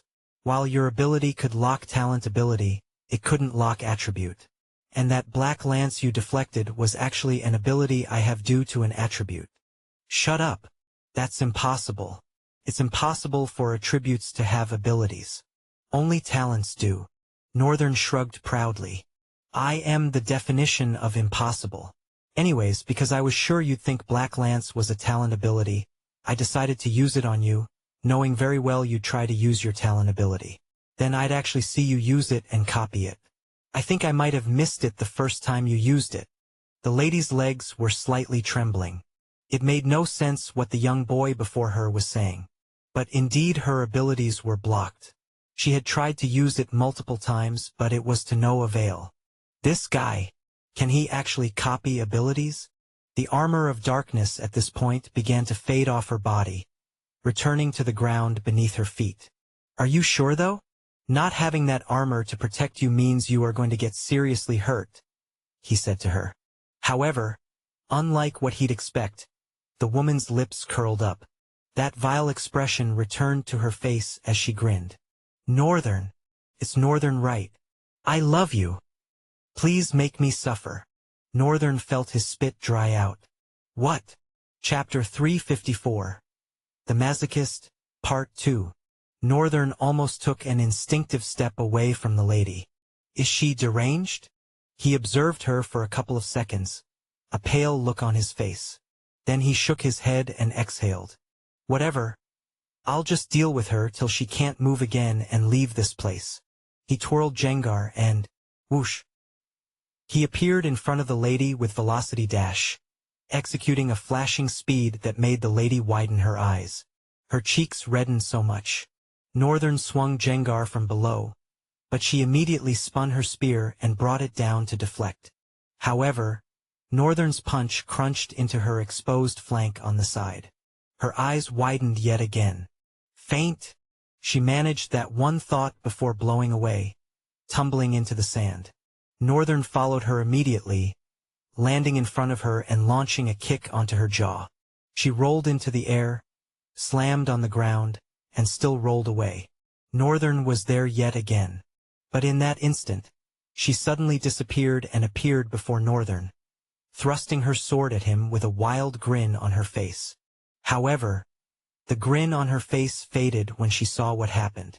Northern smiled and slowly looked back over his shoulder. The spear was stopping in front of him. No matter how much she tried to push, it seemed like the spear was taking forever to reach him. He smiled a little bit and said to the lady, You know, I have actually been wondering about something.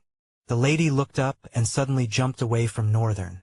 The smile on her face had turned to a cautious observation.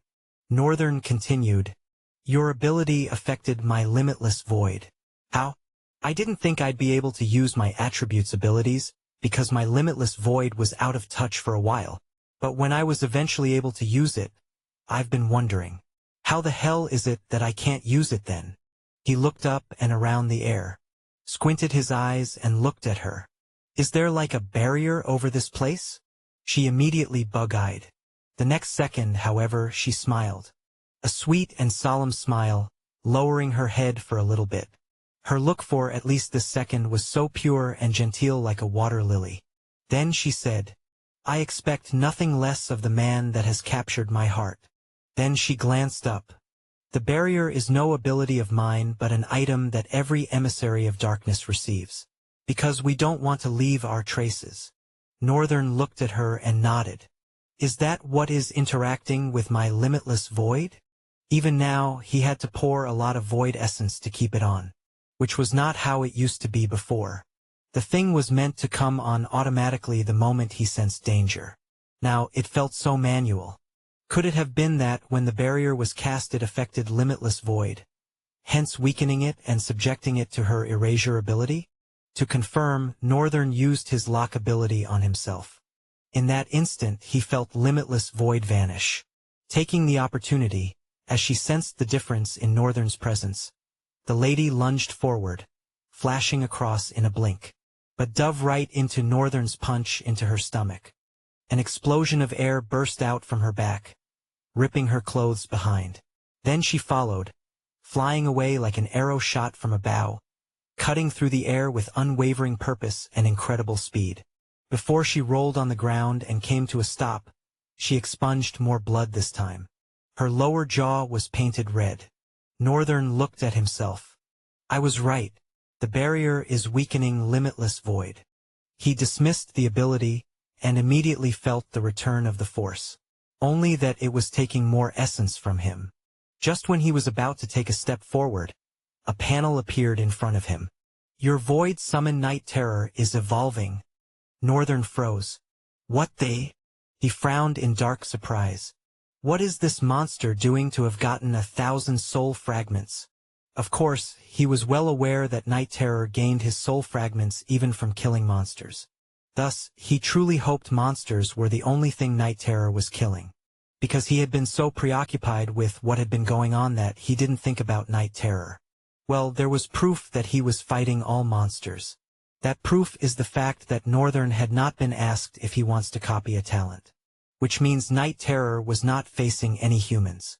Remembering it put his mind at rest a little bit. He didn't negate killing humans, but he didn't want it to be done by night terror without his own supervision. Look at what chaos and void was doing to him. Who knows what it'll do to the already vicious monster. He looked at the lady as she tried to get up.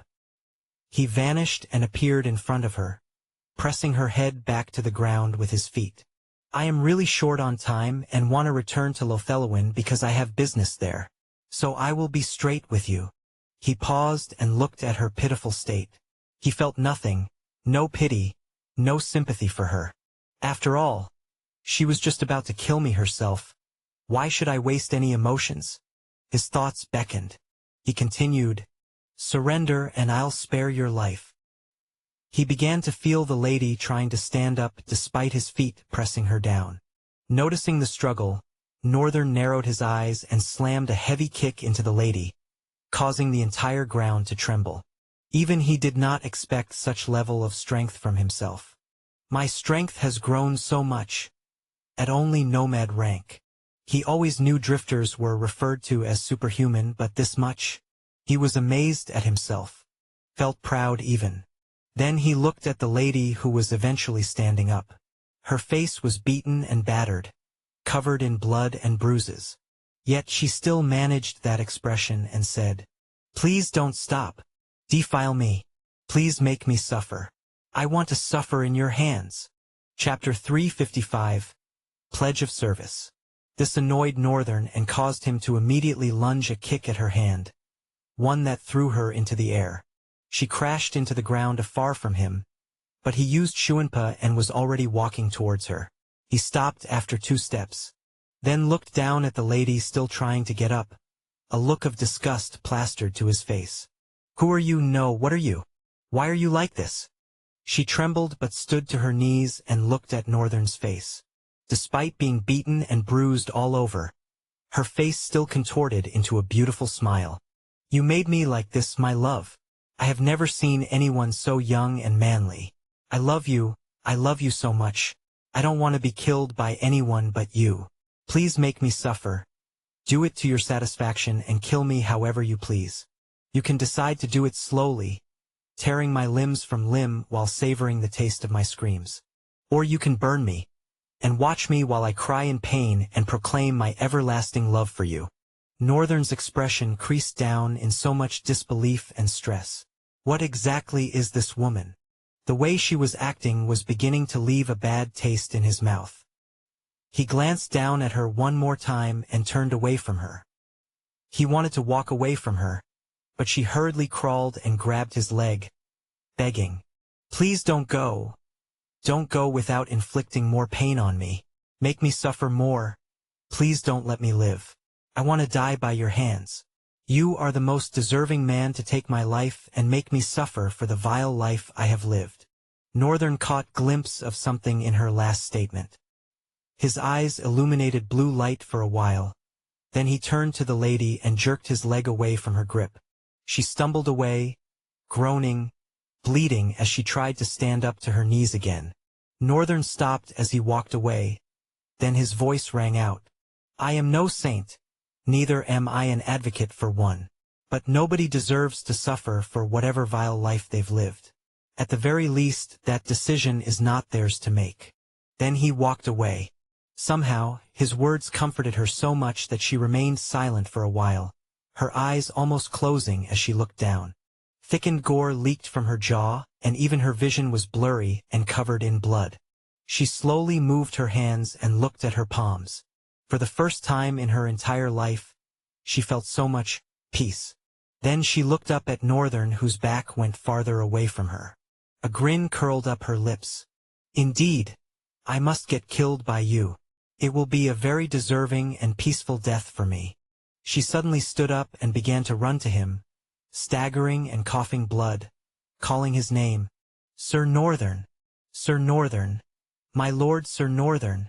Finally hearing her after 2 calls, Northern turned back, his eyes squinted. What did you call me?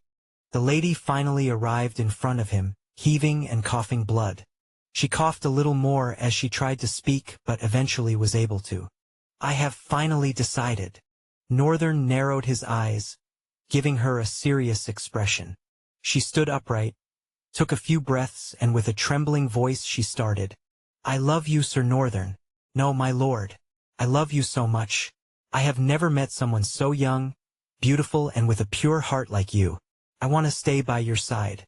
I want to live for you, and I want that to be my suffering for the vile things I have done, so that I can at least die a peaceful death in your hands or by your side. Northern was frozen for a couple of seconds. He didn't know how to react to what she was saying. Serve him? Love? Die by his side? What is all this? Northern was short of words. However, the lady continued. My name is Lerda Jesai. I want to serve you for the rest of my life.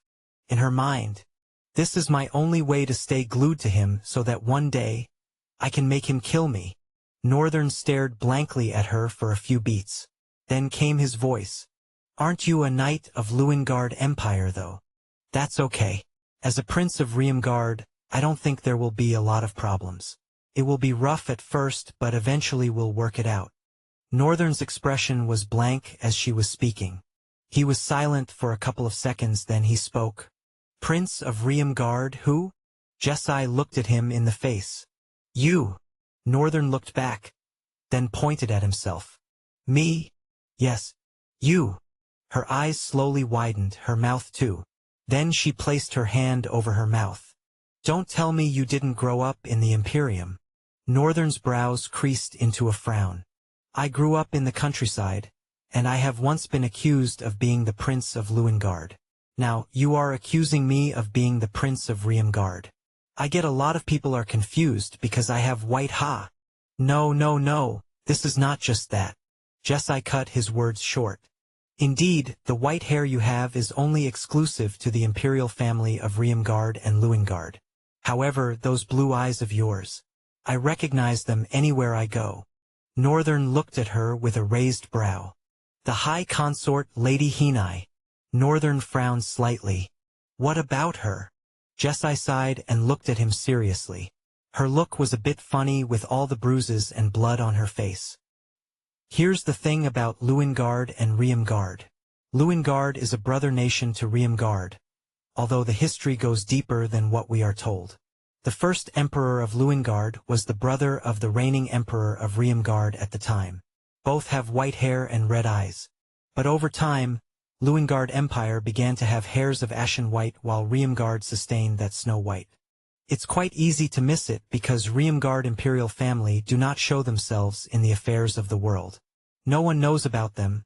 Lewingard is usually the one in the spotlight while Riemgard takes the reins of activities from behind. Her face became even more serious. But listen clearly to me, Northern. I had my doubts when I first saw you, but there can't be a mistake about it. I am sure you are the 7th Prince of Riemgard, Lady Hinai's son that went missing 15 years ago. Chapter 356. What changes everything? Northern stared blankly at the lady while she was babbling. Of course, he knew that he wasn't his father and mother's real son. He could still very well remember the day they took him. He barely saw his mother, but he could make out the urgency of the situation at that time. The three sisters, too, and he had suspected that they were all dead. But a prince just sounded unbelievable. Ilias could have been wrong. But a knight of Lewingard Empire couldn't be, right? Northern squinted his eyes. You knew all this and still wanted to kill me? The order was issued to kill Raven and her cohort. I'm the weakest of the two that was sent. Usually one knight should be enough, but you have a sage amongst your cohort. So I was added. Northern felt slight pity for her as she called herself weakest. Weakest, and yet she was so tough to handle. Northern looked away slightly, hiding the embarrassment on his face. You are not weak. You were tough to handle even for me. Jessie smiled. Her bruised face still managed to radiate like an angel, albeit a fallen one. Thank you for the kind words, my lord. Northern immediately raised his hands in protest. Hey, let's calm down with the lord thing. We don't know anything for certain. Even if I am prince, I don't think that changes much. She interrupted before he could go any further. It changes everything. Northern raised a brow. What? This is not a question of what if you. I am sure you are Hinai's son. Hinai is sister to the current emperor of Lewingard. It changes everything. The emperor is your uncle, and he loves his sister so much. Follow me to Lewingard. You'll see what I am talking about. Northern looked at her contemplatively. He was tempted to feel happy but was somehow trying to stop himself. The Emperor of Lewingard is my uncle. He suddenly felt like his shoulders were rising, stomach churning with happiness. But at the same time, this could be a wild assumption, just like Ellis had. He was really trying his best to stop himself from hoping for the best. Even if all you are saying is true, I can't go to Lewingard Empire. I have things I have to do in Lothellowen. Jessie looked at him purposefully. I shall help you with every single thing you want to do. Stay by your side and protect you. Northern looked at her furtively. Would they not be expecting your return at home? I failed. The only thing that waits for me is death. Besides, if it is found out that I actually killed the Emperor's cousin, I will still die. But all of that matters to me. I just wanted to thirst pain and see you suffer. Her face became dour. Sadly though, I wasn't able to see much of your suffering. But I am sure that by your side, I will be able to see more and suffer alongside you. Northern felt a bad taste in his mouth. I'm sorry. Are you mentally deranged? Jessie nodded seriously and retorted. Mentally deranged by your love. Northern exhaled helplessly and pointed to the sky. Please undo this barrier. Would that be advisable if I'm right? Number 9 is fighting your friends. Do you intend to help them? You can't defeat him, even I can't. Northern did not even glance her direction, as if what she was saying carried no weight. He finished inspecting the sky before saying, Your number 9 cannot kill those guys. Don't be surprised if he's dead already. Jessie's face was blank with surprise for a second. Then she fixed a serious gaze on Northern. I like that you trust in your friend's ability, but number. Please just undo the barrier, let me get the crap out of here. Yes, my lord. She bowed her head slightly, but in her mind, oh my goodness, he raised his voice at me. I wonder if he'll get angry and spank me if I decide to be a bad girl. She immediately garnered herself when she saw Northern's glare. She brought out a cube material and pressed it together. When she did, the cube shattered and the place slowly got brighter than it was. Only when it got brighter did Northern notice there had been an orange hue of light shrouding the entire place. Jessie looked at Northern like a puppy waiting to be rewarded. But Northern gave her a disgusted look and turned away, walking forward. Where are you going now, my lord? The tower, Northern responded. The tower. She tilted her head, puzzled. Then her expression suddenly lit up. Oh, that tower. Northern did not respond to her and just continued walking forward. What about your friends? They are not my friends. But won't you want to check on their bodies? Northern paused and turned to her with a dirty smirk on his face. Won't you want to check on the body of your number 9? She chuckled. Uffed. He's good. Northern nodded. Exactly the same way I feel about those guys. He turned away from her. If you really intend to follow me, the number one thing I value most is silence. Silence for me is golden. Jessai's cheeks reddened. As she looked down, squirming like a worm, she squeezed a few words out, which Northern didn't hear at first. What did you say? He glared at her. She spoke a little bit louder. If I decide to be a bad girl, would you spank me? Here. She pointed to her ass. And honestly, her figure was envious amongst many. Northern felt his entire face flush with redness. What the hell? He shouted and sharply turned away, moving forward quickly. My lord, please spank me, my lord. Jessai cried as she hurried after him. At some point, Northern even began to run. She too hastened her step, shouting, my lord, please spank my ass. Make me cry, my lord. Both of them ran until Northern came to a stop when he saw a massive wormhole, lying dead on the ground. Its violet gore had enlarged into a pool, dampening the sandy ground of the desert. It was the same worm that they had to take shelter from, the one that caused a sandstorm. Northern's eyes trembled. Who could have killed such a creature? A creature that it took all to warn them from. Jessai finally reached beside him and stopped, looking at the titanic body of the worm. Number 9 killed this. Chapter 357, Tower of Trammel. Northern sighed. He knew he was too sure from before that Raven and Helena were enough to take care of whatever Knight Lewingard had sent their way. But right now he was having mixed thoughts about his confidence from before. Clearly, these single-digit knights are not just your regular fighters. Take Jessai for example. If she could be this strong, then just how much stronger would a single-digit knight be? He thought about it for a while and looked back. Should I go back for them? Northern shook his head. Nah, if they die now, it's on them. They were weak and would have died either way. Northern shrugged and moved forward, turning round the large mass of the dead worm to finally see the tower he had been so anxious about. When Northern saw the tower, he smiled subtly, and prayed that the crystal really does work. If it does, that means he would be able to move the tower, although he didn't quite know yet how driving an entire building is supposed to work. I'll figure it out whatever way, he hoped. Northern closed in on the tower and finally stopped in front of it. Jessai was right behind him. She had been silently walking all the while as Northern had instructed her to. When they stopped in front of the tower, she looked up at the decrepit building.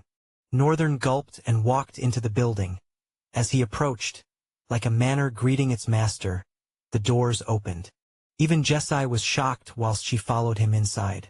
The interior of the tower was still unchanging. Northern did not care for that, but Jessai, on the other hand, was captured, stunned by the ethereal design of what she had thought would be a rundown building. Northern, without a waste of time, went for the topmost floor, sprinting across the stairs. He entered the highest chamber and quickly reached the center of the chamber, where stood the vast circular platform. He stood in the center of the platform and looked at the crystal socket. Then he brought out the crystal he had removed from the airship and gently placed it into the socket. The socket pulled the crystal in like a magnet, and immediately, a lattice just like the one in the airship unfolded from the base of the socket, encasing the crystal. Northern, filled with so much surprise, backed away with his mouth shaped O. He stared at the mechanisms in the chamber as they began to tremble, slightly. Then the entire tower began to shake tremendously. In that instant, Jessai burst through the stairs and flew into the highest chamber, sliding to Northern's front and materializing her spear. My lord, please stay behind me, she announced, looking around cautiously. Northern sighed and pushed her aside. Please excuse me. What the hell is she doing? He stood in front of the platform and slowly watched the changes that were occurring. Apart from the fact that a spectral ethereal glow was now shimmering across the engravings, the platform was sort of restructuring itself, growing smaller in size to fit the person standing before it. When it had finished restructuring, two sockets, right and left of the crystal, appeared. Northern observed them and decided to place his hands into them. As soon as he did, he felt the entire tower kick to life. Then he saw a panel come up. Congratulations! You have gained an ancient rank item. Item. Name. Tower of Trammel. Type. Unknown. Rank. Ancient. Order. Unknown. Description. This edifice was created by the Chaos King himself to impede and restrain his son who had surpassed him in handling and manipulating chaos. But who knew it could be a home? Order abilities. Unknown. Northern's brows creased slightly after he read the information. Then he suddenly felt the grip of the socket on his hands reduced. Then they slowly folded back into the platform. However, Northern's hands were left shimmering with a rainbow glow. It was like a coating of light was just above his hands. They stayed like that for a while, then slowly turned into dark smoke and slid into his skin. Afterwards, the system announced, "Congratulations. You have been recognized as the master of this tower. You can move this tower into the limitless void." Northern narrowed his eyes at the new announcement. "No way," he protested in his head. The system, however, did not respond to him. No one did. He didn't know how it was possible for something so large like this, physical, even to enter into his soul. Or something like that is what he believed limitless void to be. A dimension within his space. He understood that he had now learned to go there physically but didn't think it'd be possible for people and things that were not him. Northern stared at the wall in front, and its engravings, thinking, "I guess this is the only time I have to try." Jesai was in the ship. He would just control it and see if indeed the tower would move away and enter his soul, along with Jesai. Northern breathed in anticipation. If this really works, it'd be sick. The thought of being able to transfer anything in and out of the limitless void sickened him with excitement. Northern sighed and slowly stepped away from the platform.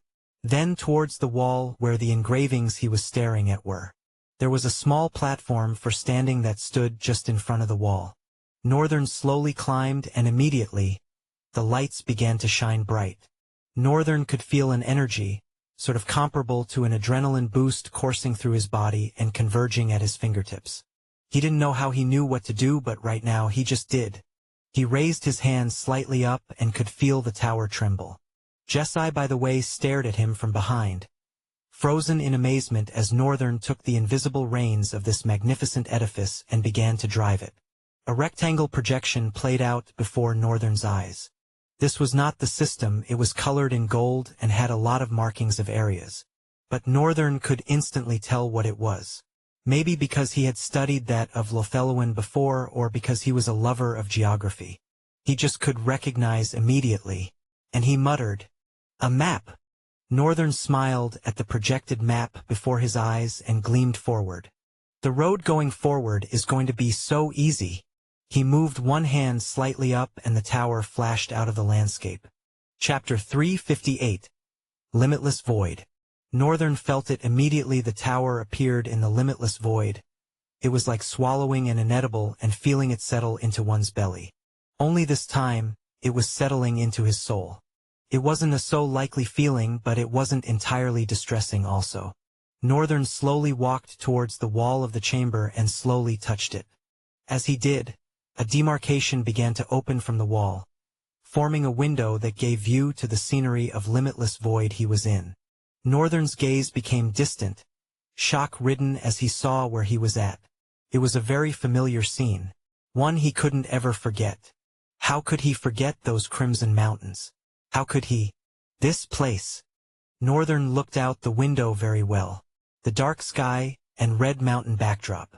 This was definitely it. The kingdom of Red Mine. Or to be more specific, the Red Mine itself. The hell where he had been imprisoned and worked to the bones. Where his suffering started. Why was he here again? Wait a minute.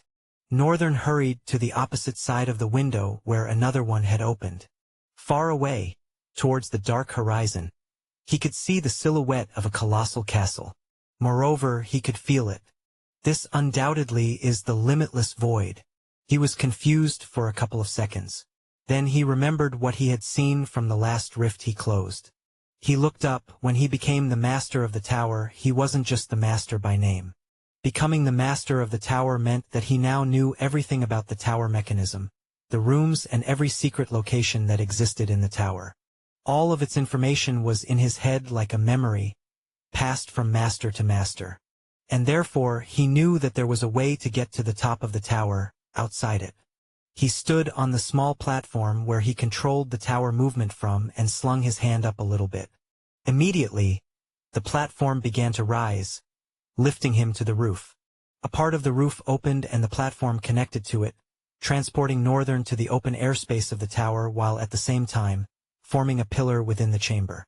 Jessie watched all this unfold, with a blank expression.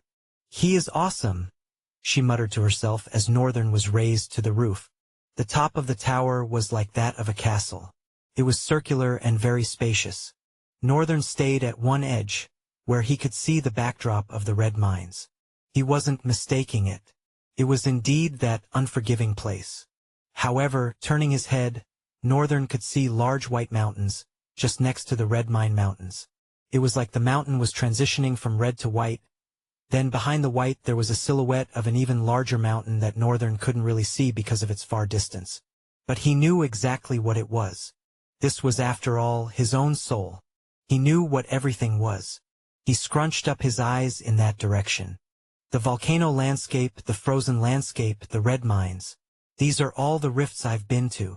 Northern had been unconscious when the notification for the first rift he defeated came in. But he had been very well conscious about the second one, and could vividly remember what it had said. Rift has been swallowed by limitless void. The area of limitless void has grown. Some new features have been unlocked for the limitless void. Northern had forgotten that he needed to check what exactly the system meant by some new features have been unlocked for the limitless void. Being able to bring in something aside from himself was probably one of the new features he suspected. He also now understood that indeed, his limitless void was growing from the rift it swallowed. Which meant, in the future, limitless void was bound to grow even more. Just how much would it grow though? Probably as long as he continues to defeat rifts. I guess it's called limitless for a reason. Northern chuckled a little bit and turned around to take the entire visage of the landscape, or perhaps in this case, a soulscape in. Limitless void was indeed massive. He had thought that the castle far towards the western horizon was all that limitless void was. But now was only realizing that it was only a small fraction of what limitless void is. And that feeling, the moment he thought about it, overwhelmed him with so much joy of what his future could be. He would have an entire world living in his soul. How's this even possible? While Northern was tempted to think of how any of this made any sense, he didn't. This was all possible because of chaos and void. This was all something that the Chaos Prince also had. And now they are all his too. Although Northern wasn't too sure about that last part. But he would make sure they become his and his alone. Northern felt a bit greedy, accommodating that thought, but he clasped his hand tightly with a determined look on his face. It's the Chaos Prince's fault for leaving his things around anyhow. He smiled and looked to the castle. Since it's my soul, I should be able to go anywhere by just willing it, right? The scenery changed and Northern found himself standing beyond the white throne seat and dancing black flames. Indeed. He looked down and summoned the tab, inspecting the new features that were now unlocked in the limitless void. You can permanently leave soul and void summons within the limitless void. This will not burn any void essence reserves. You can import external chattels, animate or inanimate, into the limitless void. You have an unending cycle of void essence in the limitless void. While in the limitless void you can never run out of void essence, you can also temporarily retreat to the limitless void to replenish your void essence. Chapter 359. Fall of Lothelowin. Intro. Words could not explain the exhilaration he felt from reading the last panel. He covered his open mouth for a few moments, then slowly dropped his hand. This is beyond amazing. It's a lot. I can find endlessly. Retreat to the void when I am running out of essence, then go back to continue fighting. Of course, this did not make him all-powerful in combat. He still had a weakness, which was his stamina. It had grown much since becoming a nomad, but he could still get tired. Northern calmed down, looking down on the panel, and then a realization subtly settled into his soul. I didn't finish the rift as a master though. But he didn't feel bad about it. When he looked at this progress, he just couldn't help but be happy and proud of himself. He grinned heartily. Let's take things slow and steady. Then he swiped the panel away from his front, summoning another one while saying, Now, let's see what this guy has been up to. Name Night Terror. True name. Singularity. Danger level. Devil. Void rank. Whisper. Void ability. Void flames. Void conferment. Soul fragments. 48/2000. Northern watched the runes on the panel and couldn't help but be worried. He just evolved to a void whisper and has already gained 48 soul fragments? Just what is going on? He narrowed his eyes suspiciously and decided to summon the devil here itself. But Northern paused. He was well aware that if he decided to summon Night Terror, he could be disturbing whatever was going on in Lothellowen. So he hesitated for a bit and was conflicted. But he couldn't just leave his mind to guesses. He needed to know what Night Terror had been up to. The only way was to bring Night Terror back into the limitless void. The moment they see, their link would reconnect and he would automatically know all that the devil had been doing. I'll make it brief. He finally decided and beckoned upon the monster's name. Come, Night Terror. Black flames swirled in circles on the ground, then slowly surged up and disappeared to reveal a menacing incarnate of evil itself. Night Terror fell on his knee with those bipedal legs. All four of his hands were touching the ground and his eyes were bowed. The eerie red glow of his eyes dimmed a little bit. Northern stood frozen at the visage of the monster. Its pitch-black skin was smeared with blood of different colors, and crimson could be seen too. Subtle seconds after that, a flood of information invaded Northern's mind. He shuddered with a cold chill, which was just because of how sudden it was. Aside from that, he was quite all right. He bent down and leaned on his knee, breathing heavily for a while. After that, he raised his head, perspiring. I see. That's what has happened. You can leave. Immediately, the devil stood up and disappeared in a wake of black flames. Northern's eyes became distant and cold as Night Terror left. I guess it was bound to happen at some point. It was only a matter of time until the stronghold self-destructs. But what I did not understand is how Night Terror is standing as the hero in all of this. Northern scratched his neck, thinking about all he had seen from Night Terror's memory. A lot had happened in their absence, and there couldn't have been a much better time for them to return. Northern spread a malign grin on his face. This is about to get interesting. I need to go to Lothellowen as fast as possible. He disappeared and appeared back in the tower and said to Jesai, whom he had startled, We are leaving. He didn't grace the woman a second of retort. Both of them instantly were in the deserted ground. Jesai looked around. In her eyes, it was like the former viewscape had just suddenly vanished, like an illusion.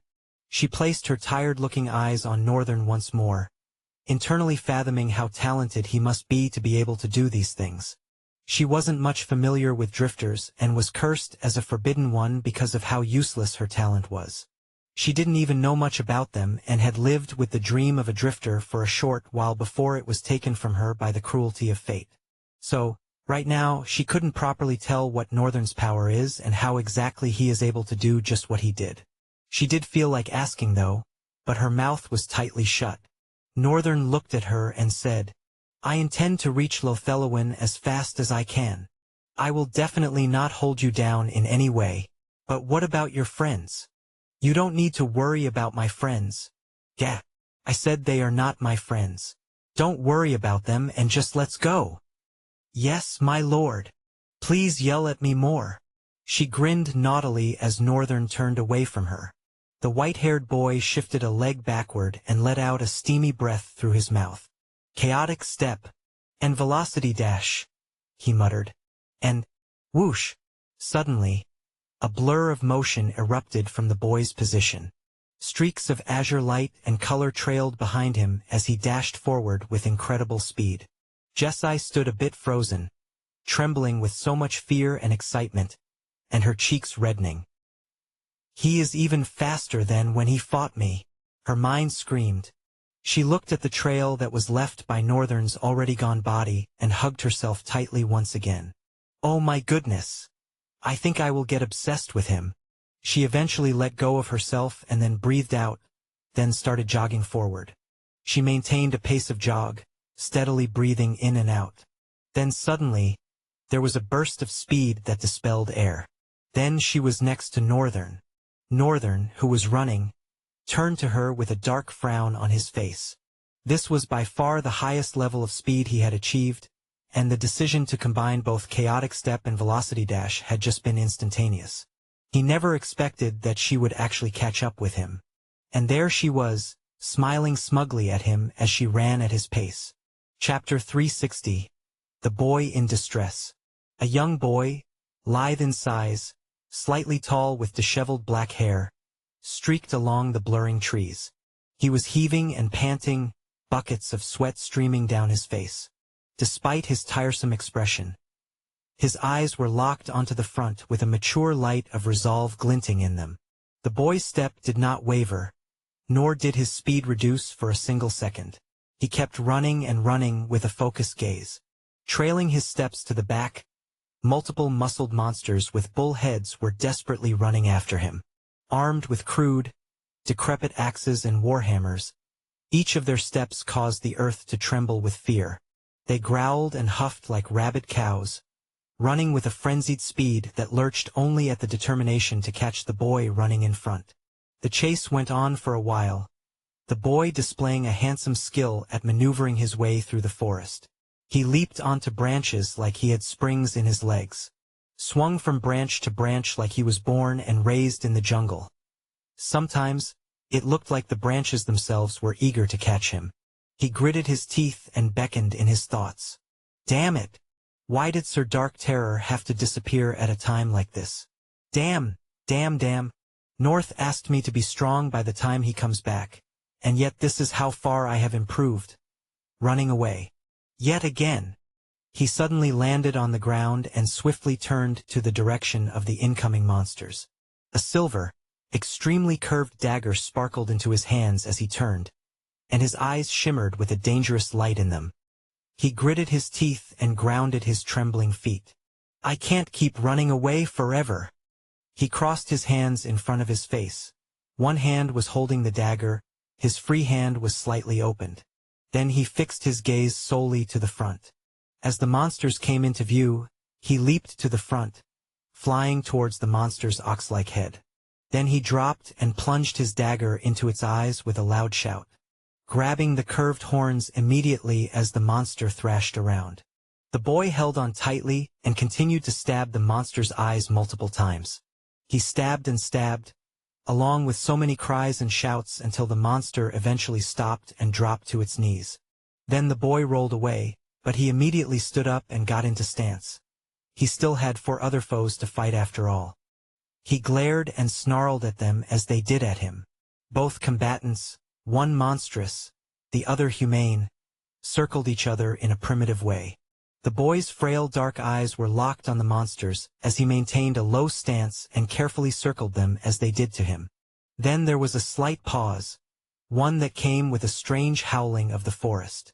And the next beat followed as one of the monsters powerfully threw himself forward, tearing through the wind with his body. The boy threw his frail hands forward and belatedly blocked the axe of the monster, causing sparks to fly in all directions like an odd and uncelebrated firework. The boy reeled back from the impact of the attack, tumbling over his head and hitting his back on a tree. He coughed out blood and fell forward, but immediately rose himself up. The monster slowly walked towards him, seeming to enjoy this moment. All odds were currently against the boy. With his sharp but small dagger, he would be able to do little to no damage to these muscled monsters. Except he had an opportunity like before. And those kinds of opportunities do not make it an everyday routine to come for a visit. The boy ground his teeth. His hands trembled, but he moved them forward, clenched the dagger even more tightly. It can't end like this. I can't end like this. I don't want to die, but... His lips trembled as he muttered to himself. I have put in so much effort to grow stronger. I have even become a master now. My talent ability has improved. My senses too have sharpened. I have become an actual asset to my faction and Sir Dark Terror. I can run very well now and I am very agile. Because of my sense attribute, I can use spatial awareness and don't even need to necessarily look before I am aware of my enemies. I have the theory know-how of combat and can deliver some strategic and battle-decisive attacks. I can also hold my own when it comes to a battle of attrition. I have really improved. I'm not weak. I'm not like before. I have changed, even if it was just by a little. I have changed. I swear I have. He shouted and lurched himself forward, staggering as he ran, but instead of rising as he staggered, he took advantage of it to go even lower, attacking from below like a boar, before the monster could bring its axe down on him. The boy had passed through his legs and slashed both tendons of the monster's heel. The boy turned and jumped up, raising his sword and stabbing it into the monster's neck. He repeated the stab, shouting like a crazed individual, not caring as blood splashed on his face. Just like that, the monster also fell. Not giving chance, the rest of them came upon him. He immediately threw himself back to give space, but one monster appeared from behind. His eyes widened as he belatedly caught wind of the monster as it came from behind a tree. It hid away from me, when it was too late to save himself. And thus, he received a powerful smash from the monster's hammer. He was sent flying away, crashing into a tree. The other three paused and turned back, then rushed towards him. Blood ran down his face, blurring the vision of one of his eyes. But he could still manage to make out the monster. Damn it! He thought, I really have failed, huh? His eyes slowly closed as the monsters got to him and raised their weapons. Before they could bring them down, however, a large burst of wind suddenly streaked past the place, and all three of the monsters were ignited with black flames. They began dancing and growling so loudly and thickly. Someone stopped just behind the tree he had crashed into. Another person stopped in front. The person in front was a lady, in tattered white and red armor. She had a disinterested look on her face. The boy, with his blurred vision, watched as the monsters thrashed around and finally fell to the ground. Straining his eyes, he raised them to the lady in front of him. Was it her? Then someone walked to his front. The person was in lustrous black metal armor, with long white hair that reached his jaw, flowing gently with the wind. Their face was pale and roughed, but their eyes, those eyes. The boy's eyes widened immediately as he saw the blue eyes, gleaming with a primal light. Northern raised a hand with a small and pitiful smile. Yo, ellos. If you want access to fast updates or the full novel in high-quality audio, contact me now and buy. I offer over 300 complete audiobooks from Pocket FM, Webnovel, Audible, and more. No locked episodes, no subscriptions, just one-time payment via PayPal or Ko-fi. Message me directly on Telegram or WhatsApp, or check out the full list of available novels on Discord. Start listening to your next favorite audiobook today.